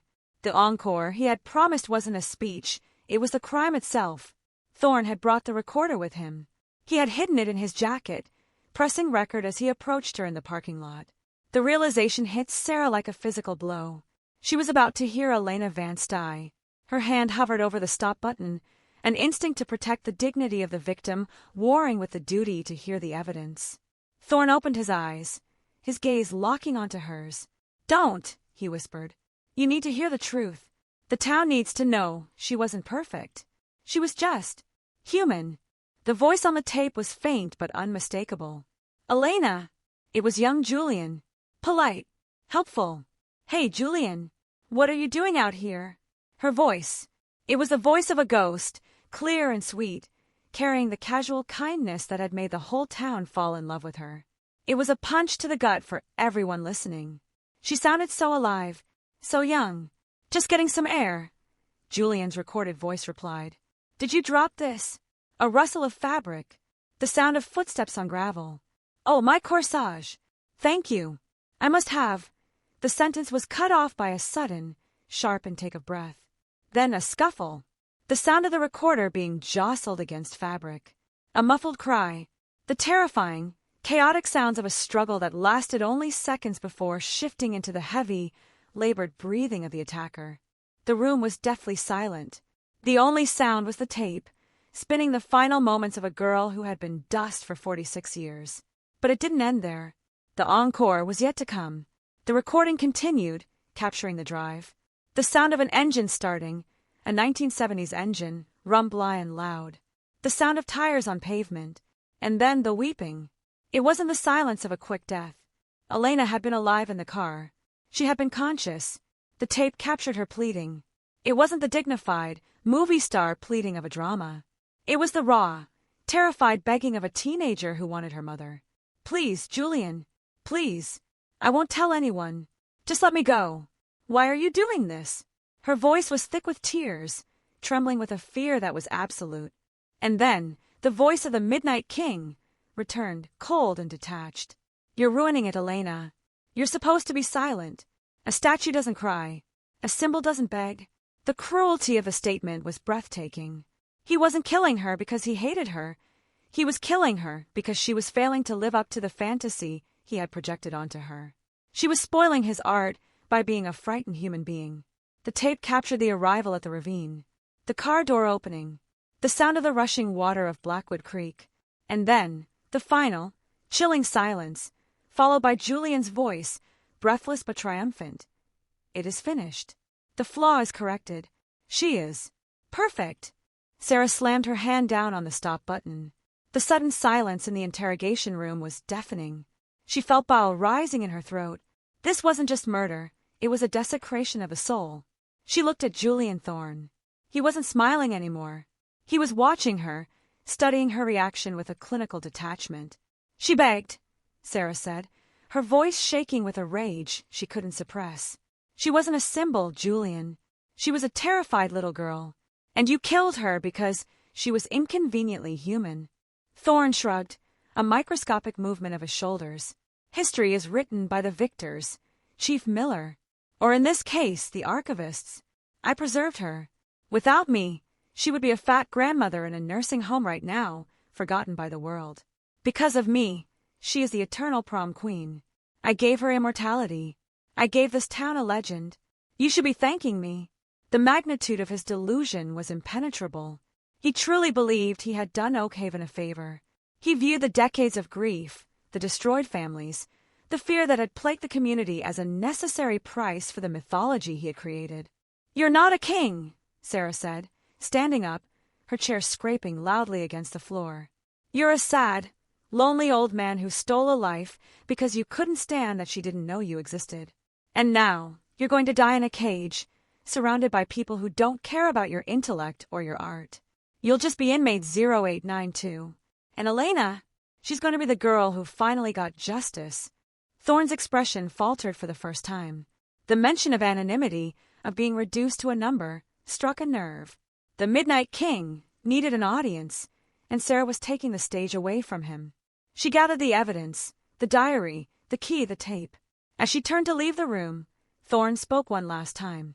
His voice was no longer the smooth baritone of a tape, nor the arrogant drawl of the professor. It was small, cracked. "Wait," he said. "The diary. There's an epilogue. In the back lining. You didn't check the back lining." Sarah paused at the door. Was this another game? Another manipulation? She looked at him. He looked desperate, almost frantic. He wanted her to stay. He wanted the attention to continue. He couldn't bear the thought of the door closing and the light going out. "We'll find it, Julian," she said coldly. "But not because you told us. We'll find it because we're better at this than you are." She stepped out, and the heavy steel door slammed shut with a finality that echoed through the precinct. Inside the observation room, the team let out a collective breath they had been holding for 20 minutes. The tape was damning. It was the nail in the coffin. But the emotional toll was heavy. They had heard the ghost. They had heard the reality of 1978, stripped of the nostalgia and the mystery. It was ugly, brutal, and tragic. Sarah leaned against the glass, looking at the man in the box. He was staring at the wall, his lips moving, perhaps replaying the tape in his head, trying to rewrite the ending where he wins. But he had already lost. The epilogue Thorne mentioned turned out to be real. A subsequent search of the diaries, binding revealed a folded, wafer-thin piece of paper. It wasn't a confession. It was a list of names. Mark, Silas, Sheriff Miller, and next to each name, a detailed description of how he had manipulated the investigation to cast suspicion on them. He had planted the rumors about the janitor. He had anonymous calls about the boyfriend. He had been pulling the strings of the town's paranoia for years, feeding on the chaos. It was the final proof that the Oak Haven mystery wasn't a failure of the police. It was a masterpiece of sabotage. The arrest of Julian Thorne was the lead story on every national news network the next morning. The Midnight King became a moniker of infamy. But for Oak Haven, the sensation was secondary to the relief. The cloud that had hung over the valley for 46 years finally broke. The rain that had started during the raid washed away the dust of the demolition, leaving the air clean and sharp. People gathered at the site of the old high school, not to mourn, but to witness. The place where the diary had been found was now just a pile of rubble, soon to be cleared for the new foundation. The secrets were out. The walls were down. But for the Vance family, the distant cousins and nieces who remained, the tape was a mixed blessing. It confirmed the truth, but it also brought the horror back to life in high fidelity. They had to reconcile the memory of the smiling girl in the photo with the terrified voice on the recording. It was a wound reopened, but a wound that could finally, truly begin to heal. The monster had a face. The shadow had a name. And as the sun rose over the Devil's Ravine, illuminating the willow tree where she had been found, the town of Oak Haven felt a shifting of the weight. The prom of 1978 was finally over. The last dance had ended, and while the scar would remain, the infection was gone. The silence of the cold case was replaced by the gavel of justice, a sound that rang out louder than any diary, any tape, or any king. The discovery of the epilogue, that wafer-thin, folded sheet of onion skin paper tucked behind the lining of the diary, transformed the case from a singular homicide into a sprawling chronicle of psychological warfare. It was the morning after the confession, and the storm had cleared, leaving the Oak Haven sky a bruised, innocent blue. But inside the precinct, the atmosphere was heavy with a new kind of horror. Chief Sarah Miller sat at her desk, the epilogue smoothed out under a protective glass pane. It wasn't just a list, it was a receipt for the destruction of human lives. Julian Thorne hadn't merely killed Elena Vance and retreated into the shadows. He had stayed active. He had been the invisible puppeteer of the investigation, pulling strings that no one even knew existed. The document detailed, in his meticulous, jagged handwriting, exactly how he had engineered the dead ends that had baffled the police for 46 years. It was a manual on how to gaslight an entire community. The first name on the list was Silas Vance, no relation to Elena, but the town's reclusive janitor. Next to his name, Thorne had written, "The perfect vessel for their prejudice. He is ugly, therefore he must be guilty." The notes detailed how Thorne had stolen a pair of Silas's work gloves from the maintenance shed 2 days after the murder and planted them near the entrance of the Devil's Ravine. He hadn't planted them prominently. He had buried them just enough to be missed by the first sweep, but found by a diligent searcher. The police had found those gloves. They were dismissed at the time as circumstantial, but they were the seed of doubt that destroyed Silas's life. Thorne wrote about making anonymous calls from payphones in neighboring counties, whispering about the janitor's truck and dark shapes seen near the school. He had weaponized the town's classism against a man who couldn't defend himself. Silas had died in 1989, a broken, alcoholic recluse who was spat on in the street until his last day. Reading the entry, Sarah felt a wave of nausea. Julian Thorne was responsible for Silas's death just as surely as if he had strangled him too. Then there was Mark, the boyfriend. The entry for him was even more cruel. The grieving lover, a classic archetype, easy to twist into the jealous rage. Thorne bragged about slipping a note into Mark's locker 3 weeks before the prom. A forged note, supposedly from a secret admirer, designed to make Mark act erratic and suspicious in the days leading up to the dance. He detailed how he had spread rumors among the cheerleading squad that Mark had a temper, rumors that percolated through the school until they became accepted fact. When the police interviewed Mark, they were already prejudiced by the whisper network Thorne had constructed. Mark hadn't died a recluse, but he had lived a half-life. He never married. He never left Oak Haven, trapped by the gravity of his own suspected guilt. He died in a car crash that many locals whispered was a suicide. Thorne had taken Mark's future just as he had taken Elena's. The Midnight King hadn't just stolen a queen, he had burned down the whole court. The revelation of the epilogue shifted the narrative of the upcoming trial. It wasn't just about justice for Elena anymore, it was about vindication for the ghosts of the wrongly accused. The news broke with the force of a tidal wave. The families of Silas and Mark, who had lived for decades under the shadow of shame, suddenly found themselves at the center of a tragedy that was being rewritten in real time. The Oak Haven community, which had prided itself on its tight-knit nature, was forced to look in the mirror. They realized that their suspicion, their gossip, and their cruelty had been the instruments Thorne played like a symphony. He hadn't needed to lift a finger after that night. The town had done his dirty work for him. The collective guilt was palpable. People stopped making eye contact in the grocery store. The Justice for Elena signs were joined by apologies to Silas and rest in peace Mark. Thorne had achieved his goal of being an artist, but his medium wasn't paint or clay, it was the social fabric of the town itself. Meanwhile, the legal machinery began to grind into motion. Julian Thorne was arraigned 3 days after his arrest. The courthouse, a sleepy revivalist building that usually handled traffic tickets and property disputes, was turned into a fortress. Media vans from every major network lined the streets, their satellite dishes pointed at the sky like a field of robotic sunflowers. This was the trial of the century for the region, a true crime sensation that had everything. A beautiful victim, a decades-old mystery, a secret diary, and a villain who looked like a distinguished grandfather. Thorne entered the courtroom not in a jumpsuit, but in a suit his lawyer had successfully argued was necessary to ensure a fair trial, though everyone knew it was because Thorne refused to be seen in peasant garb. He walked with a cane he didn't really need, playing the part of the frail elder statesman. But when he sat at the defense table, his eyes scanned the gallery with that same predatory hunger. He wasn't afraid. He was energized. His lawyer was Marcus Sterling, a high-profile defense attorney from the city who specialized in impossible cases. Sterling's strategy became clear in the first 10 minutes of the hearing. He wasn't going to argue that Thorne didn't do it. The tape was irrefutable. The DNA on the envelope flaps, which they were now testing, would likely match. No, Sterling was going for their insanity defense, but with a twist. He argued that the diary, the intricate planning, and the decades of curation were evidence of a profound, untreated dissociation, a narrative psychosis, where Thorne couldn't distinguish between the reality of his life and the mythology he had created. They wanted him in a psychiatric hospital, not a prison. They wanted to turn him into a patient, a victim of his own brilliance. It was a dangerous gamble, one that enraged the community. To call him sick felt like an insult to the cold, calculated malice of the epilogue. The pretrial phase involved a series of court-ordered psychological evaluations. This was where the Midnight King truly began to perform.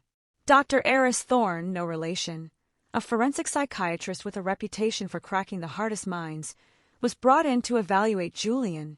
The transcripts of their sessions, later leaked to the press, were chilling. Julian didn't rant or rave. He treated the sessions like a philosophy seminar. When asked about the murder, he corrected the doctor's grammar. When asked about remorse, he quoted Paradise Lost. "Remorse is a failure of conviction," he told the doctor. "I had a vision. I executed it. To feel remorse would be to insult the integrity of the act." He played games with the Rorschach tests, describing complex architectural structures instead of the usual shapes. He was trying to prove he was too smart to be crazy, while his lawyer tried to prove he was too crazy to be guilty. It was a paradoxical dance that threatened to derail the entire process. But Chief Sarah Miller had a weapon she hadn't used yet. The epilogue had one final entry, one that hadn't been released to the press.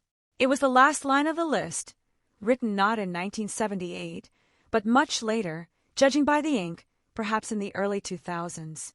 It read, "The audience is growing restless. The second act must be greater than the first." This single line suggested that Thorne hadn't just been curating the past, he had been planning something new. The police began to tear apart his glass-airy home again, looking for what Act 2 might be. They found blueprints, not for buildings, but for installations. Maps of a town with new circles drawn in red. The realization chilled the investigators to the bone. Thorne hadn't stopped because he was satisfied, he had stopped because he was waiting. He had been planning a 50th anniversary commemoration for 2028. The nature of this event was ambiguous in the notes, but the terms fire and cleansing appeared multiple times. He wasn't just a killer. He was a dormant volcano that had been stopped just 4 years before his next eruption. This evidence was the key to shattering the insanity defense. A man who plans a terror event 4 years in the future isn't dissociating, he's calculating. He is a domestic terrorist in the making. Sarah met with the district attorney, a sharp-witted woman named Reynolds, and they decided to push for the maximum penalty allowed by the state. They weren't just trying him for the murder of Elena Vance, they were trying him as a continuing threat to the public. The narrative of the trial shifted from what happened in 1978 to what did we just stop from happening? This raised the stakes exponentially. Thorne wasn't a harmless old relic. He was a ticking bomb that had been defused with seconds to spare. As the trial date approached, the tension in Oak Haven reached a fever pitch. The courthouse lawn became a permanent campground for true crime tourists, people who had listened to podcasts about the case and now wanted to see the monster in the flesh. They wore T-shirts with Elena's face on them, a commercialization of tragedy that made the locals sick. The Vance family, led by Elena's younger cousin, issued a statement asking for privacy, but privacy was a luxury the town could no longer afford. They were now the town of the Midnight King, a destination on the dark tourism map. Inside the jail, Julian Thorne was enjoying his celebrity. He received letters, hundreds of them. Some were hate mail, but disturbingly, many were fan mail. People fascinated by his intellect, by the romance of his dark obsession. He read them all, categorizing them in his mind, perhaps writing mental replies that would never be sent. He told his lawyer he wanted to testify. He wanted to take the stand. Sterling advised against it, knowing it would be suicide for the defense, but Thorne was adamant. "It's my story," he reportedly said. "I'm the only one who knows how to tell it." The prospect of Thorne on the stand was both terrifying and electrifying. It promised a spectacle that would rival the fiction of Hannibal Lecter. But amidst the media circus and the legal maneuvering, a quiet, heartbreaking moment occurred that grounded the reality of the horror. Sarah Miller went to the local cemetery, to the section where the indigent were buried. She found the grave of Silas, the janitor. It was a simple, flat marker, overgrown with weeds. She knelt down and cleaned it, placing a small, apologies bouquet of white carnations, the same flower Elena had worn but unblemished. "We know," she whispered to the cold earth. "Everyone knows now." It was a small gesture, but it felt like the first true step toward healing. The epilogue, List had been a weapon of destruction, but in the hands of the truth, it was becoming an instrument of redemption. The trial was about to begin, and Oak Haven was holding its breath, waiting to see if the law could finally silence the voice that had been whispering in their walls for half a century. The gavel was raised, the jury was selected, and the Midnight King adjusted his tie, ready for his final performance. The gavel that signaled the commencement of the People versus Julian Thorne didn't just open a legal proceeding. It cracked the seal on a time capsule of trauma that Oakhaven had been trying to bury for nearly half a century. The date was September 12, 2024. The heat of the Indian summer hung heavy over the limestone steps of the county courthouse, a stifling, humid blanket that seemed to trap the frenzy of the media circus below. It was a scene straight out of a noir nightmare, cameras jockeying for position, reporters shouting over one another in a cacophony of speculation, and the locals, the people who had actually lived through the terror, standing on the periphery like ghosts at their own funeral. They weren't there for the sound bites. They were there to see the face of the man who had turned their town into a synonym for tragedy. When the prisoner transport van arrived, a hush fell over the crowd that was louder than the shouting had been. It was the silence of a collective breath being held, the anticipation of finally looking into the eyes of the Midnight King. Inside, Courtroom 4 was a pressure cooker of tension. The air conditioning struggled against the body heat of the packed gallery, the air thick with the scent of damp wool suits, floor wax, and fear. Every seat was filled. The front row was reserved for the Vance family, Elena's cousins, her elderly aunt, the people who had kept her flame alive when the rest of the world had moved on. They sat with a rigid, statuesque dignity, their eyes fixed on the empty defense table. On the other side sat the families of Silas and Mark, the collateral damage of Thorne's 46-year war. They were there for vindication, clutching the epilogue list in their minds like a shield.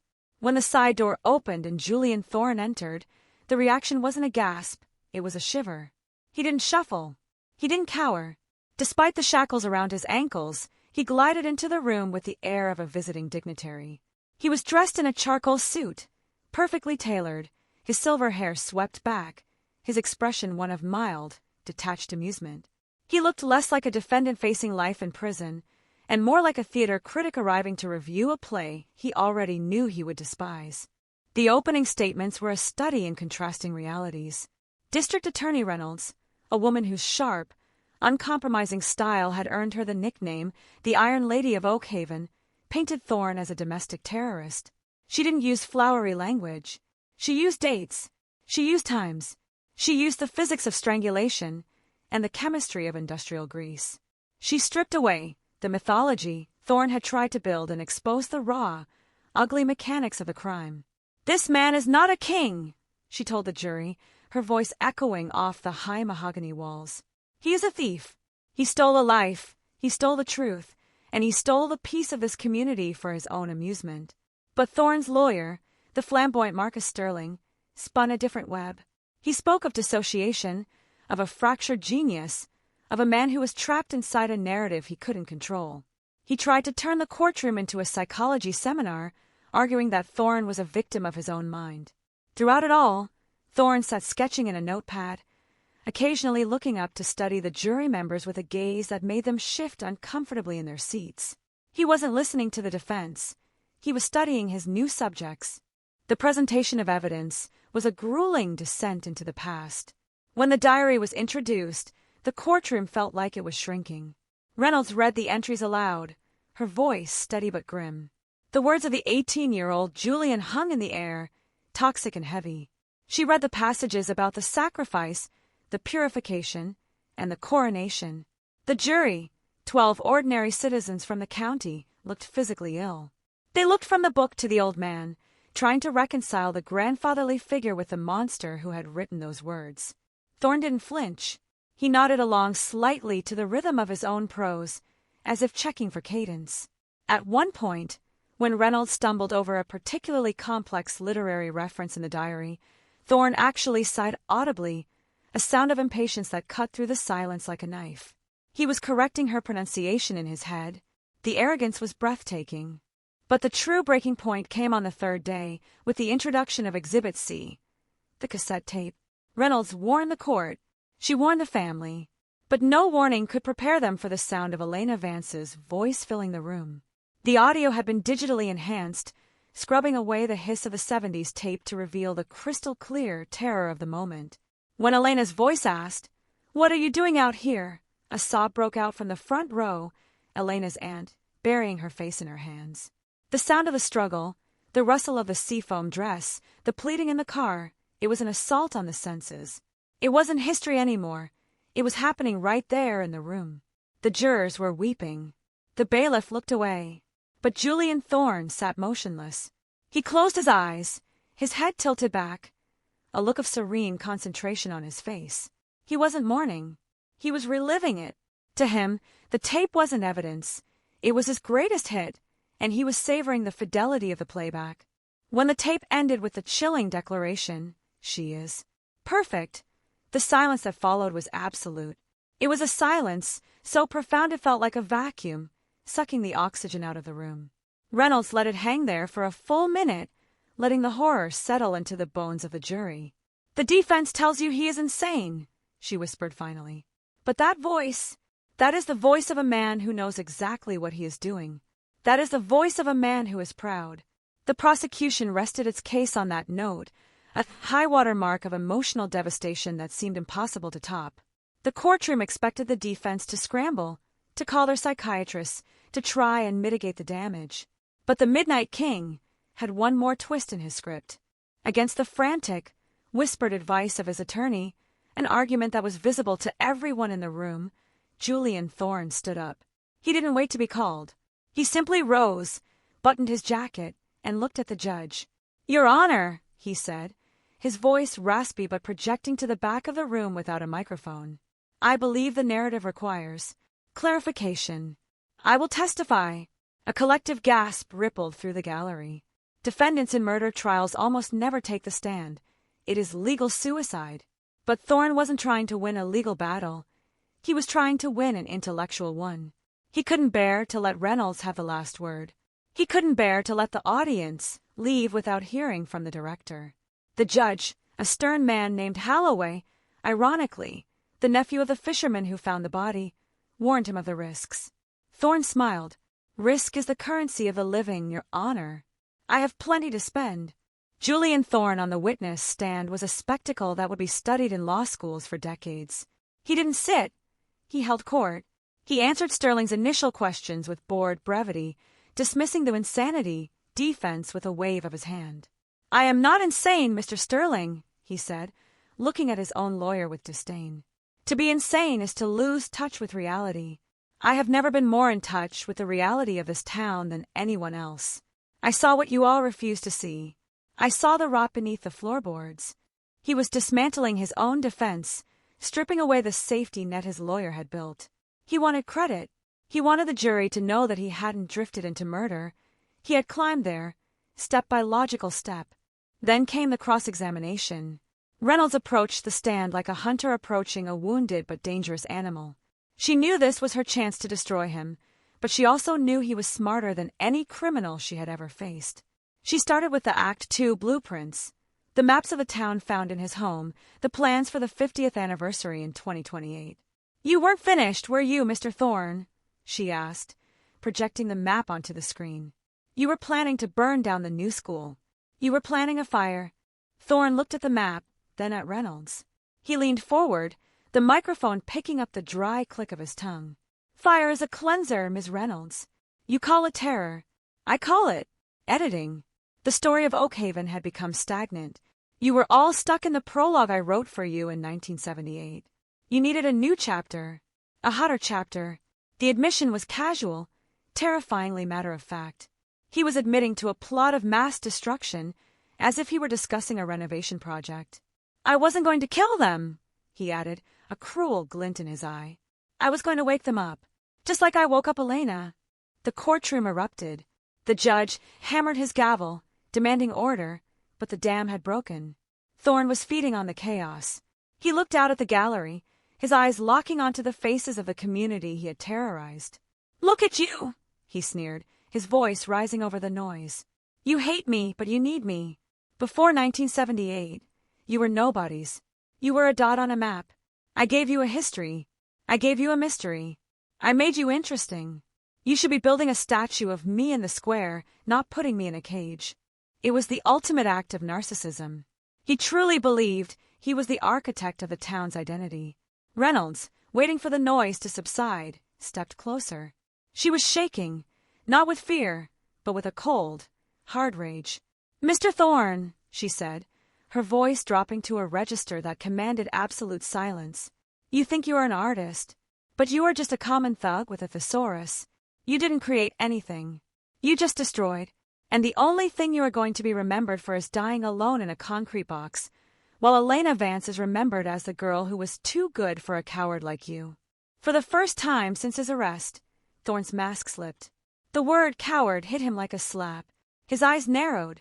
His hands gripped the railing of the witness stand until his knuckles turned white. He leaned into the microphone, his voice dropping to a hiss that was amplified through the silent courtroom. "You think you know the whole story," he whispered. "You found the diary. You found the tape. You found the list. But you didn't look deep enough, Ms. Reynolds. You're so proud of solving the puzzle, you didn't realize. I left a piece out." He paused, letting the thread hang there. "Did you ever wonder," he continued, a malicious smile creeping back onto his face, "why the diary ended on May 20th? Did you ever wonder where I went on May 21st? I didn't go back to school. I didn't go to work. I took a trip, a little drive to the coast. And I wasn't alone." The implication hung in the air like a cloud of mustard gas.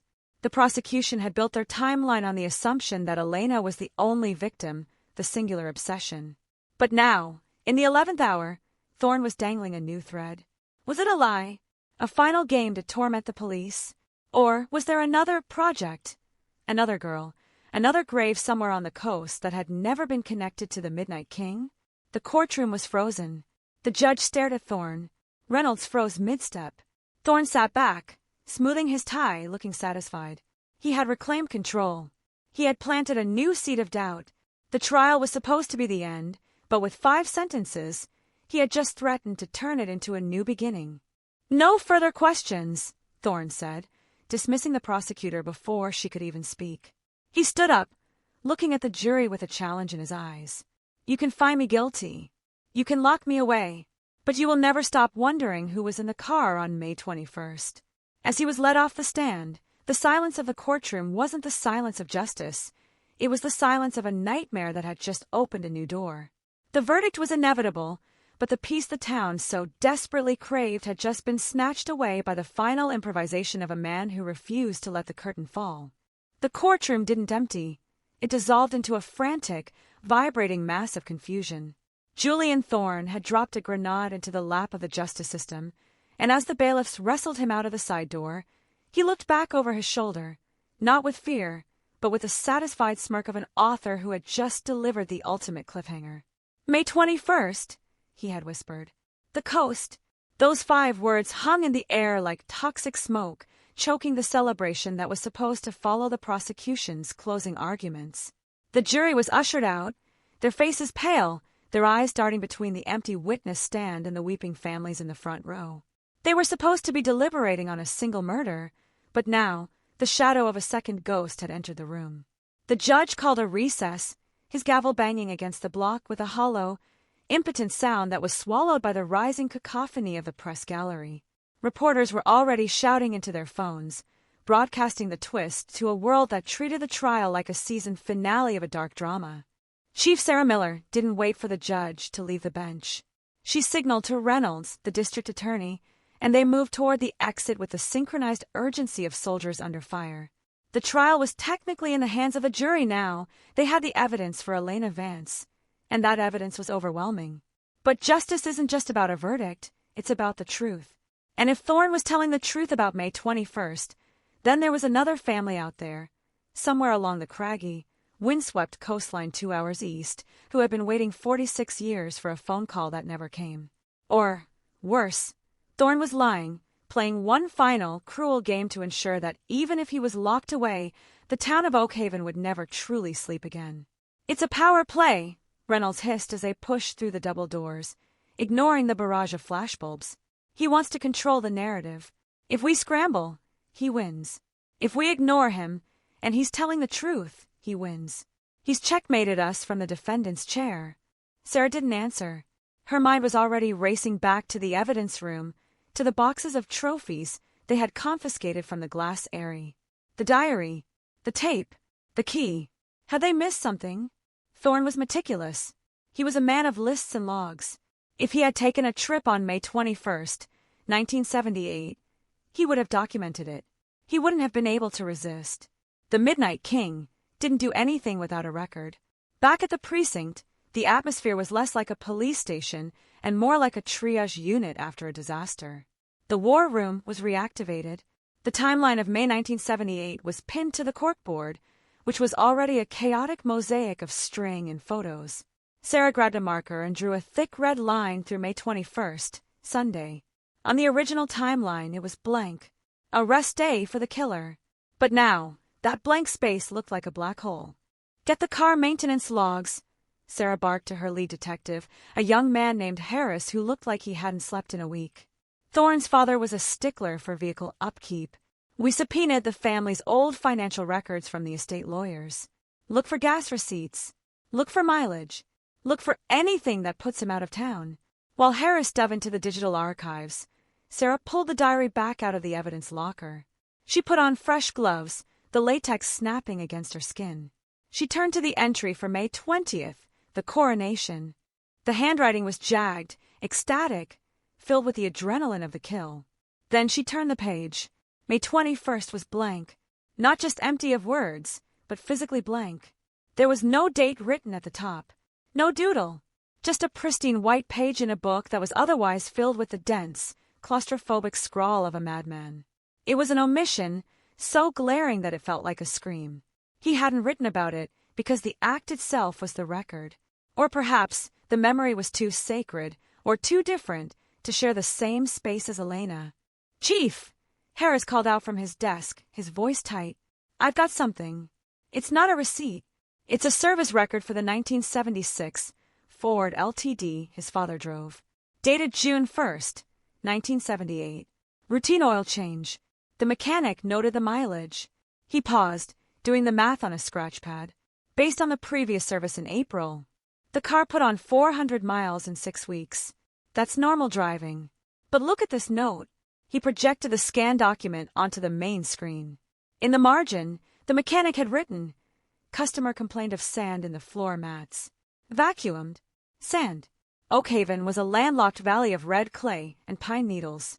There was no sand here.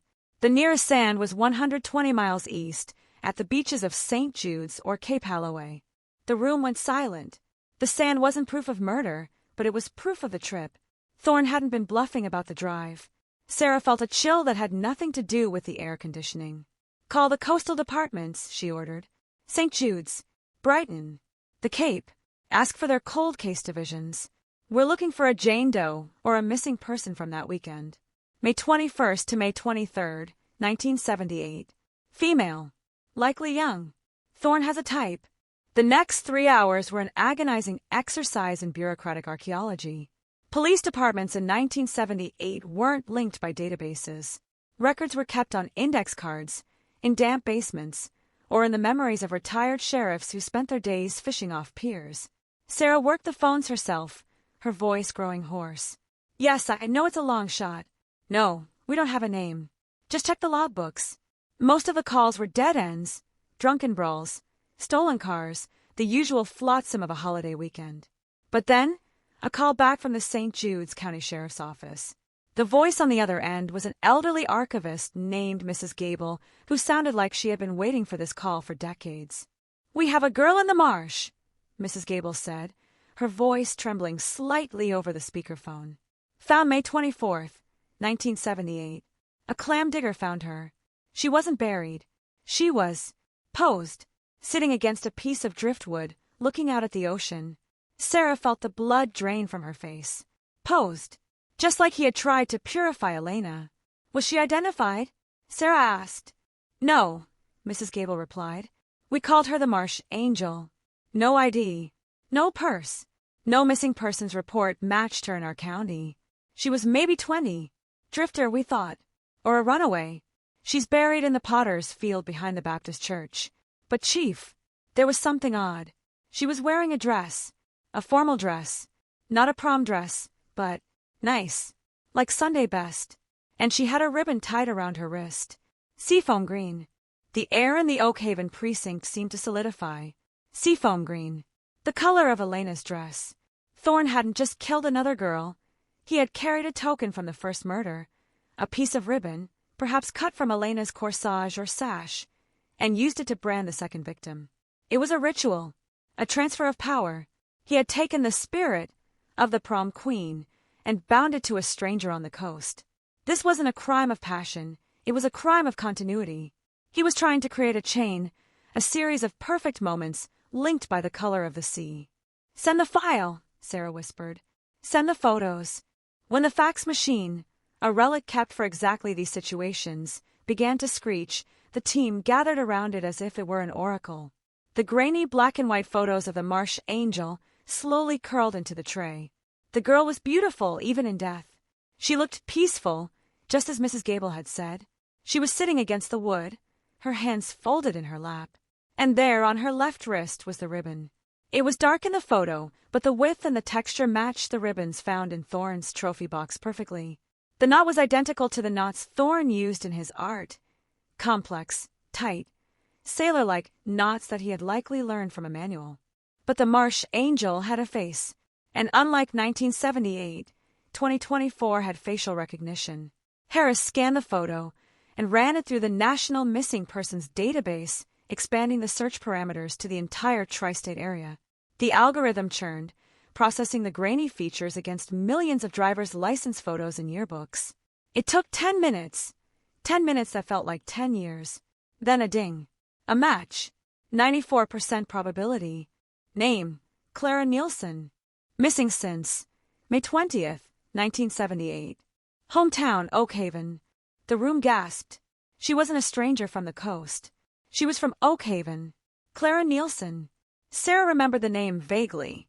A quiet girl, a year older than Elena, who worked at the diner on Main Street. The story was that she had run off to California to be an actress. Her parents had received a postcard a week after she left, saying she was happy and not to look for her. The town had accepted it. It was the 70s. Girls ran away. But now, looking at the date of the postcard, postmarked from St. Jude's, Sarah realized the horror of the deception. Thorne hadn't just killed her. He had driven to the coast, mailed the postcard himself to throw off the search, and then left her in the marsh. He had manufactured her happy ending so that no one would look for her body. "He killed two," Harris said, his voice numb. "He killed Elena on Friday night. And then, what? He picked up Clara on Sunday." "No," Sarah said, her mind working furiously, connecting the dots of a psychopath's logic. Clara worked at the diner where the high school kids hung out. Thorne mentions in the diary that he hated the noise of the diner. He must have watched her too. She was the witness he never mentioned. Or maybe she saw something. Or maybe she was just the spare. The understudy. She looked at the photo of Clara. She wasn't the golden girl. She was the invisible girl. Thorne had killed the queen, and then he had killed the peasant, proving he had dominion over both. The phone rang. It was Reynolds, calling from the courthouse. "The jury is back," she said, her voice breathless. "They have a verdict. We need to go back in. Now." Sarah looked at the fax photo of Clara Nielsen. "We have him, Reynolds," she said. "We have a second victim. It's Clara Nielsen. He didn't just kill Elena. He wiped out a whole slice of his town's generation. Does the jury know?" "No," Sarah said. "And they can't know. Not yet. The verdict has to be based on Elena. But when the sentencing phase starts, or if he tries to appeal, we drop this on him. He thinks he's playing a game, Reynolds. He thinks he's teasing us with a mystery. He doesn't know we just solved it." The drive back to the courthouse was different. The fear was gone, replaced by a cold, hard determination. Thorne had tried to use the May 21st line as a taunt, a way to show he still had secrets. He thought the police would chase their tails for months. He had underestimated the speed of the digital age and the tenacity of a chief who had taken this case personally. He had handed them the shovel to dig his own grave deeper. As Sarah entered the courtroom, the buzz of the crowd died down. Thorne was back at the defense table, looking relaxed, almost bored. He caught Sarah's eye and raised an eyebrow, a silent question. "Did you find her?" Sarah didn't blink. She stared right back at him, and for the first time, she allowed a small, cold smile to touch her lips. She tapped her wrist, right where a watch or a ribbon would be. Thorne's smile faltered. His eyes flickered. He saw the gesture. He knew. In that split second, the power dynamic in the room shifted tectonically. He wasn't the Riddler anymore. He was just a man who had left a trail of crumbs that led right back to his cage. The judge entered. The foreman of the jury stood up, a piece of paper trembling in his hands. The verdict for the murder of Elena Vance was about to be read, but in Sarah's mind, the trial for Clara Nielsen had already begun. The Midnight King had wanted an encore. He was about to get a double feature. "Will the defendant please rise?" the judge commanded. Julian Thorne stood, straightening his jacket, but his eyes never left Sarah Miller. He saw the knowledge in her face, and for the first time in 46 years, the Midnight King looked afraid. He realized that the coast wasn't his secret sanctuary anymore. It was just another crime scene, and the tide had finally gone out. The foreman of the jury was a middle-aged schoolteacher with trembling hands, a man who looked as though he had aged 10 years in the span of 3 days. He stood in the suffocating silence of courtroom 4, clutching the verdict sheet like a lifeline. The air conditioning had long since given up the fight against the press of bodies, leaving the room heavy with the scent of sweat and anticipation. Julian Thorne stood at the defense table, buttoning his suit jacket with the casual grace of a man preparing for a dinner reservation, not a life sentence. He caught Sarah Miller's eye again, offering that same faint, superior smirk. He believed he had won, regardless of the words about to be spoken. If they acquitted him, he was free. If they convicted him, he was the keeper of the May 21st secret, the master of a riddle that would haunt them for years. He was ready to play the long game from his cell, doling out clues about the second victim like crumbs to starving pigeons. In the matter of the people versus Julian Thorne, the foreman's voice cracked, then found its strength. On the charge of murder in the first degree, we find the defendant guilty. The word hit the room like a physical shockwave. A collective exhale released the tension of 46 years. The Vance family in the front row collapsed into each other, a tangle of sobbing embraces. The gallery erupted, a mix of cheers, gasps, and the furious clacking of reporters typing the headline that would flash across screens worldwide in seconds. The judge banged his gavel, a rhythmic, wooden thunder demanding order, but the emotional dam had broken. Through it all, Thorne didn't flinch. He simply nodded, as if acknowledging a compliment. He leaned toward his lawyer, Marcus Sterling, and whispered loud enough for the microphone to catch. Predictable. But the sequel is always more interesting than the original. He was preparing his exit line. He was ready to be led away in handcuffs, leaving the May 21st mystery hanging in the air like a toxic cloud.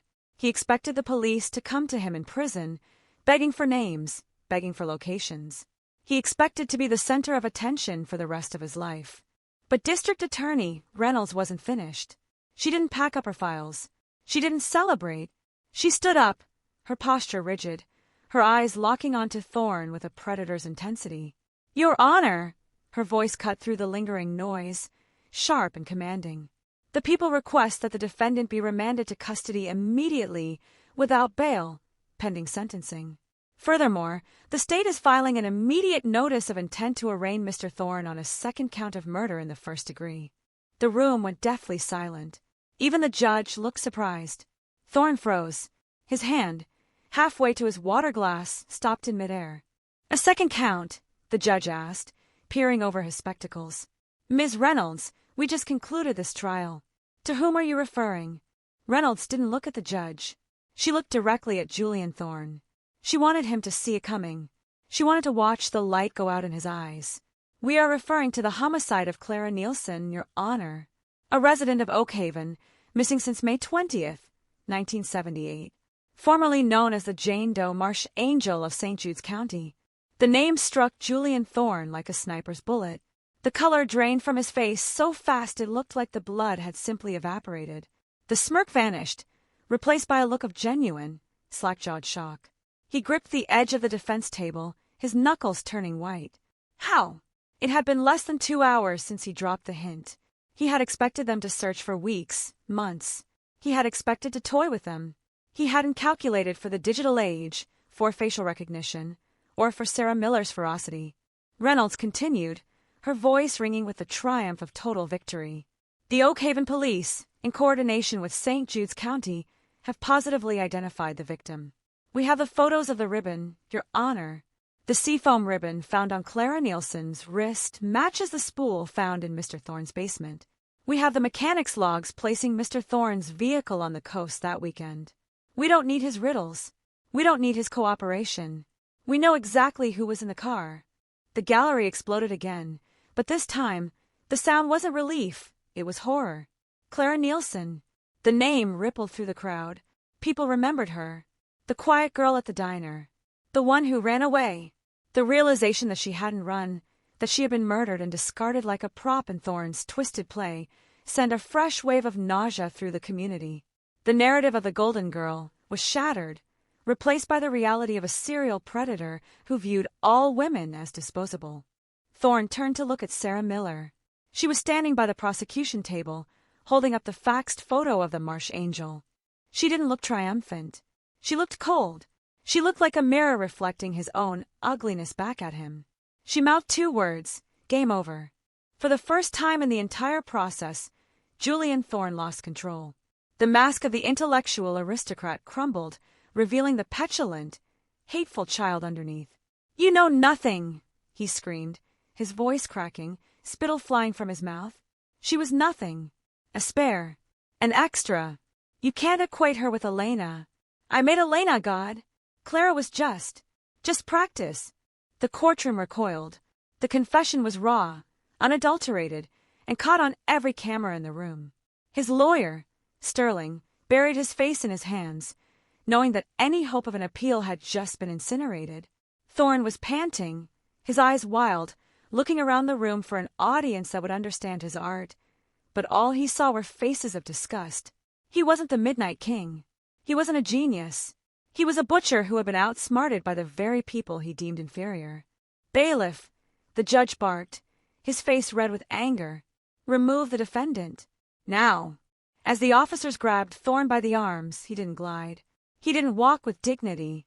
He struggled. He kicked. He was dragged out of the courtroom like a common drunk, shouting incoherently about vision and legacy, until the heavy oak door slammed shut, cutting off his voice and sealing his fate. The silence that followed was heavy, filled with the weight of the new reality. Oakhaven had come for one justice and found two. In the chaotic aftermath, Sarah found herself standing outside on the courthouse steps. The sun was setting, casting long, bloody shadows across the square. The reporters were in a frenzy, shouting questions about Clara Nielsen, about the ribbon, about the Marsh Angel. But Sarah pushed through them, making her way to the edge of the crowd where an older woman stood. It was Mrs. Nielsen, Clara's younger sister, who had sat in the back row of the trial every day, unnoticed, just like her sister. She was weeping silently. "We found her, Martha," Sarah said softly, taking the woman's hands. "She didn't run away. She didn't leave you. He took her, but we found her. We're going to bring her home." Martha Nielsen looked at Sarah, her eyes red-rimmed. 46 years, she whispered. "My mother died thinking Clara hated us, thinking she just walked away." "I know," Sarah said, feeling the crush of the tragedy. "But the lie is over." Thorne tried to write her out of the story. He failed. The news of the second victim transformed the atmosphere in Oakhaven overnight. The victory of the verdict was tempered by the grief of the new discovery. The flowers at the ravine were joined by flowers at the old diner where Clara had worked. The Prom Queen headline was replaced by the Oakhaven Sisters, a recognition that tragedy doesn't discriminate between the popular and the invisible. The town began the painful process of reintegrating Clara's memory into its history. Yearbooks were pulled out again. People looked for the girl in the background of the photos, the girl filling coffee cups, the girl who had been erased. Julian Thorne was moved to a maximum security facility that night. He was placed on suicide watch, not because he was depressed, but because the narcissist in him couldn't handle the irrelevance. He had been stripped of his secrets.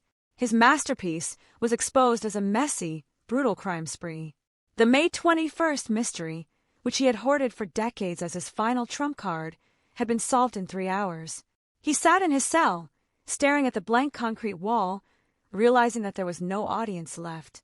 The world had stopped listening to the Midnight King. They were too busy listening to the stories of the women he had tried to silence. But as the adrenaline faded, Sarah Miller sat alone in her office, the two files, Vance and Nielsen, sitting side by side on her desk. The case was closed. The killer was caught. The victims were found. Yet, Something in the epilogue Liz still nagged at her. The line about the audience growing restless. The plans for the fire. Thorne was a planner. He was a man of contingencies. He had been stopped before he could execute his 2028 finale, but a man like that, he doesn't just rely on himself. She pulled out the diary one last time, turning to the very last page, past the blank entry for May 21st. There, in the faintest pencil, almost rubbed away by time, was a set of numbers. Coordinates, a bank account, or a date. 10/31. Halloween. Sarah stared at the numbers. Was it just a date? Or was it a deadline for something else? Thorne was locked away, but his influence, his money, his connections, his fans, was still out there. The Midnight King was dethroned, but the kingdom he had built in the shadows might still have a few traps left to spring. The mystery of the numbers 10/31, scrawled in the dying graphite of a pencil at the very back of the diary, didn't lead to a bomb. It didn't lead to a third victim or a hidden fortune. When Chief Sarah Miller finally cracked the code, cross-referencing the date with the mundane, bureaucratic reality of Julian Thorne's life, she found something far more pathetic, and ultimately far more satisfying. October 31st, 1977, wasn't a date of terror. It was the date Julian Thorne had been rejected from his dream university, the Ivy League institution he believed was his birthright. It was the day the world told him no. It was the day the crack in his psyche fractured into a canyon. The Midnight King wasn't born from a grand, dark vision. He was born from a bruised ego, a temper tantrum thrown by a boy who couldn't handle mediocrity. He had decided to destroy Elena Vance not because she was a sacrifice, but because she was going somewhere he wasn't. She was the embodiment of the success he had been denied. This revelation stripped the last vestige of mystique from the monster. He wasn't a genius villain. He was just a failure with a grudge. Sarah closed the file on the 10/31, lead not with a bang, but with a shake of her head. She didn't release the information to the press. She let the mystery die, denying Thorne the legendary status he craved. The true climax of the Oak Haven tragedy came 2 weeks later, not in a courtroom, but on the interstate highway leading back from the coast. It was a gray, blustery Tuesday when the hearse carrying Clara Nielsen crossed the county line. She was coming home. For 46 years, she had rested in the sandy, anonymous soil of a potter's field, known only as the Marsh Angel, a Jane Doe kept company by the tides and the seagulls. Now, she was reclaiming her name. The procession wasn't official. There were no police escorts or sirens. But as the black vehicle moved down Main Street, past the diner where she had once poured coffee, past the new library and the old cinema, the town of Oak Haven stopped. Shopkeepers came out to the sidewalk. Cars pulled over. People stood in the biting wind, hats in hands, heads bowed. It was a silent apology. It was a collective acknowledgement that they had failed her, failed to look, failed to question, failed to remember. The return of Clara Nielsen was the closing of a circle, the final piece of the puzzle snapping into place with a sound that was both heartbreaking and healing. The joint memorial service was held in the shadow of the Oak Haven Community Church, a white-steepled building that had stood witness to generations of joy and grief. It was agreed by both families, the Vances and the Nielsens, that the girls should be honored together. They were linked by violence, yes, but now they would be linked by memory. The service was a sea of flowers, but not just the white carnations of the prom. There were wildflowers for Clara, bright bursts of yellow and purple that spoke of the coast she had never chosen but where she had rested for so long. The church was packed beyond capacity. The survivors of the class of '78, now men and women in their 60s, sat in the pews, their faces etched with the lines of time. They weren't just mourning two girls. They were mourning their own lost innocence, the shadow that had darkened their own youth. When the choir began to sing, a slow, acoustic version of Bridge Over Troubled Water, there wasn't a dry eye in the valley. It wasn't a funeral for a cold case. It was a funeral for the fear that had ruled them. At the cemetery, the graves were dug side by side. Elena, who had been resting there alone since 1978, finally had her sister in fate. The headstone for Clara was new, the granite shining in the autumn sun. It read simply, Clara Nielsen, 1958 to 1978, found, loved, home. As the earth was turned, burying the last physical remnants of the tragedy, Sarah Miller stood at the back of the crowd. She watched the families. She saw Mrs. Nielsen hugging Elena's cousin. She saw the healing knitting the community back together, scar tissue forming over the open wound. The Midnight King had tried to tear them apart, to make them suspicious and cruel, and for a long time he had succeeded. But in the end, his cruelty had forged a bond stronger than he could have ever imagined. He had wanted to be the protagonist of Oakhaven's history, but he had been relegated to the role of the antagonist, the catalyst for a heroism he couldn't comprehend. While the town wept and embraced under the falling leaves, Julian Thorne sat in the sterile, soundproof silence of the state penitentiary. His world had shrunk from a glass castle on a hill to a 6x8 concrete box. There were no admiring letters. The fan mail had stopped the moment the truth about Clara came out. Even the dark web admirers had no taste for a man who killed invisible waitresses to soothe his own rejection. He was alone with his mind, the very thing he had prized above all else. And now it was his prison. He spent his days pacing, muttering revisions to a story no one was listening to anymore. He would likely live for another 10 years, kept alive by the state in his own spite, but he was already dead. He was a ghost haunting a cell, fading a little more every day as the world outside moved on without him. The ultimate punishment for the narcissist wasn't pain, it was irrelevance. And Oakhaven was busy forgetting him. The final act of exorcism took place at the site of Riverside High. The demolition, paused during the investigation, had resumed with a vengeance. The sophomore wing, the locker bay, the wall where the diary had hidden, it was all gone. The excavators had chewed through the brick and mortar, reducing the halls of memory to piles of red dust and twisted rebar. By December, the site was flat. The ground was graded, the debris hauled away. There was nothing left of the maze where Thorne had hunted. In its place, the town council had voted to build not a new school that was being constructed 3 miles away, but a park. A memorial park. It would be a green space, open to the sky, with walking paths and benches. And in the center, where the gymnasium had once stood, where the disco ball had spun and the seafoam dress had shimmered, they planted 2 trees. 2 willow trees, saplings that would grow with the years, their branches eventually intertwining to provide shade and shelter. They were planted not for the dead, but for the living, a promise that life would continue, that roots would go deep, and that beauty would grow from the ruin. As the first snow of winter began to fall, dusting the valley in a clean, white blanket, the files on Sarah Miller's desk were finally boxed up. The Vance file, the Nielsen file, the Thorne investigation. She taped the lids shut, the sound of the packing tape loud in the quiet office. She picked up a marker and wrote the final status, closed resolved. She didn't feel triumph. She felt a profound, heavy peace. She walked the boxes down to the archive room in the basement, the same room where her grandfather's notes had gathered dust for decades. She placed the boxes on the shelf, right next to his old, yellow journals. She rested her hand on the cardboard for a moment, a silent communication with the past. "We got him, Grandpa," she whispered. "We brought them home." She turned off the lights, leaving the ghosts in the dark where they belonged, and walked up the stairs into the light of the precinct. The story of the 1978 prom queen murder is no longer a cold case. It is a history lesson. It is a story told in Oakhaven not to scare children, but to teach them about the resilience of truth. It reminds them that secrets, no matter how deep they are buried behind brick walls or in the mud of a marsh, have a way of rising to the surface. It teaches them that evil is often mundane, born of small failures and large egos, and that justice, while sometimes agonizingly slow, is inevitable. The legend of the Midnight King has withered, replaced by the legend of the 2 girls who refused to be forgotten. If you walk through Oakhaven today, past the new park where the willows are starting to reach for the sky, you might feel a chill in the air. But it's just the wind coming off the mountains. The fear is gone. The locker is gone. The diary is locked away in an evidence vault, its ink drying into nothingness. But sometimes, on a warm night in May, when the crickets are singing and the moon is high, people say you can still catch a scent on the breeze.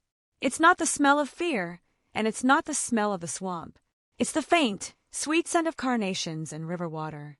It's a reminder that beauty survives the brutality. It's the memory of a seafoam dress, dancing in the dark, finally free, spinning forever in the light of a truth that can never be extinguished.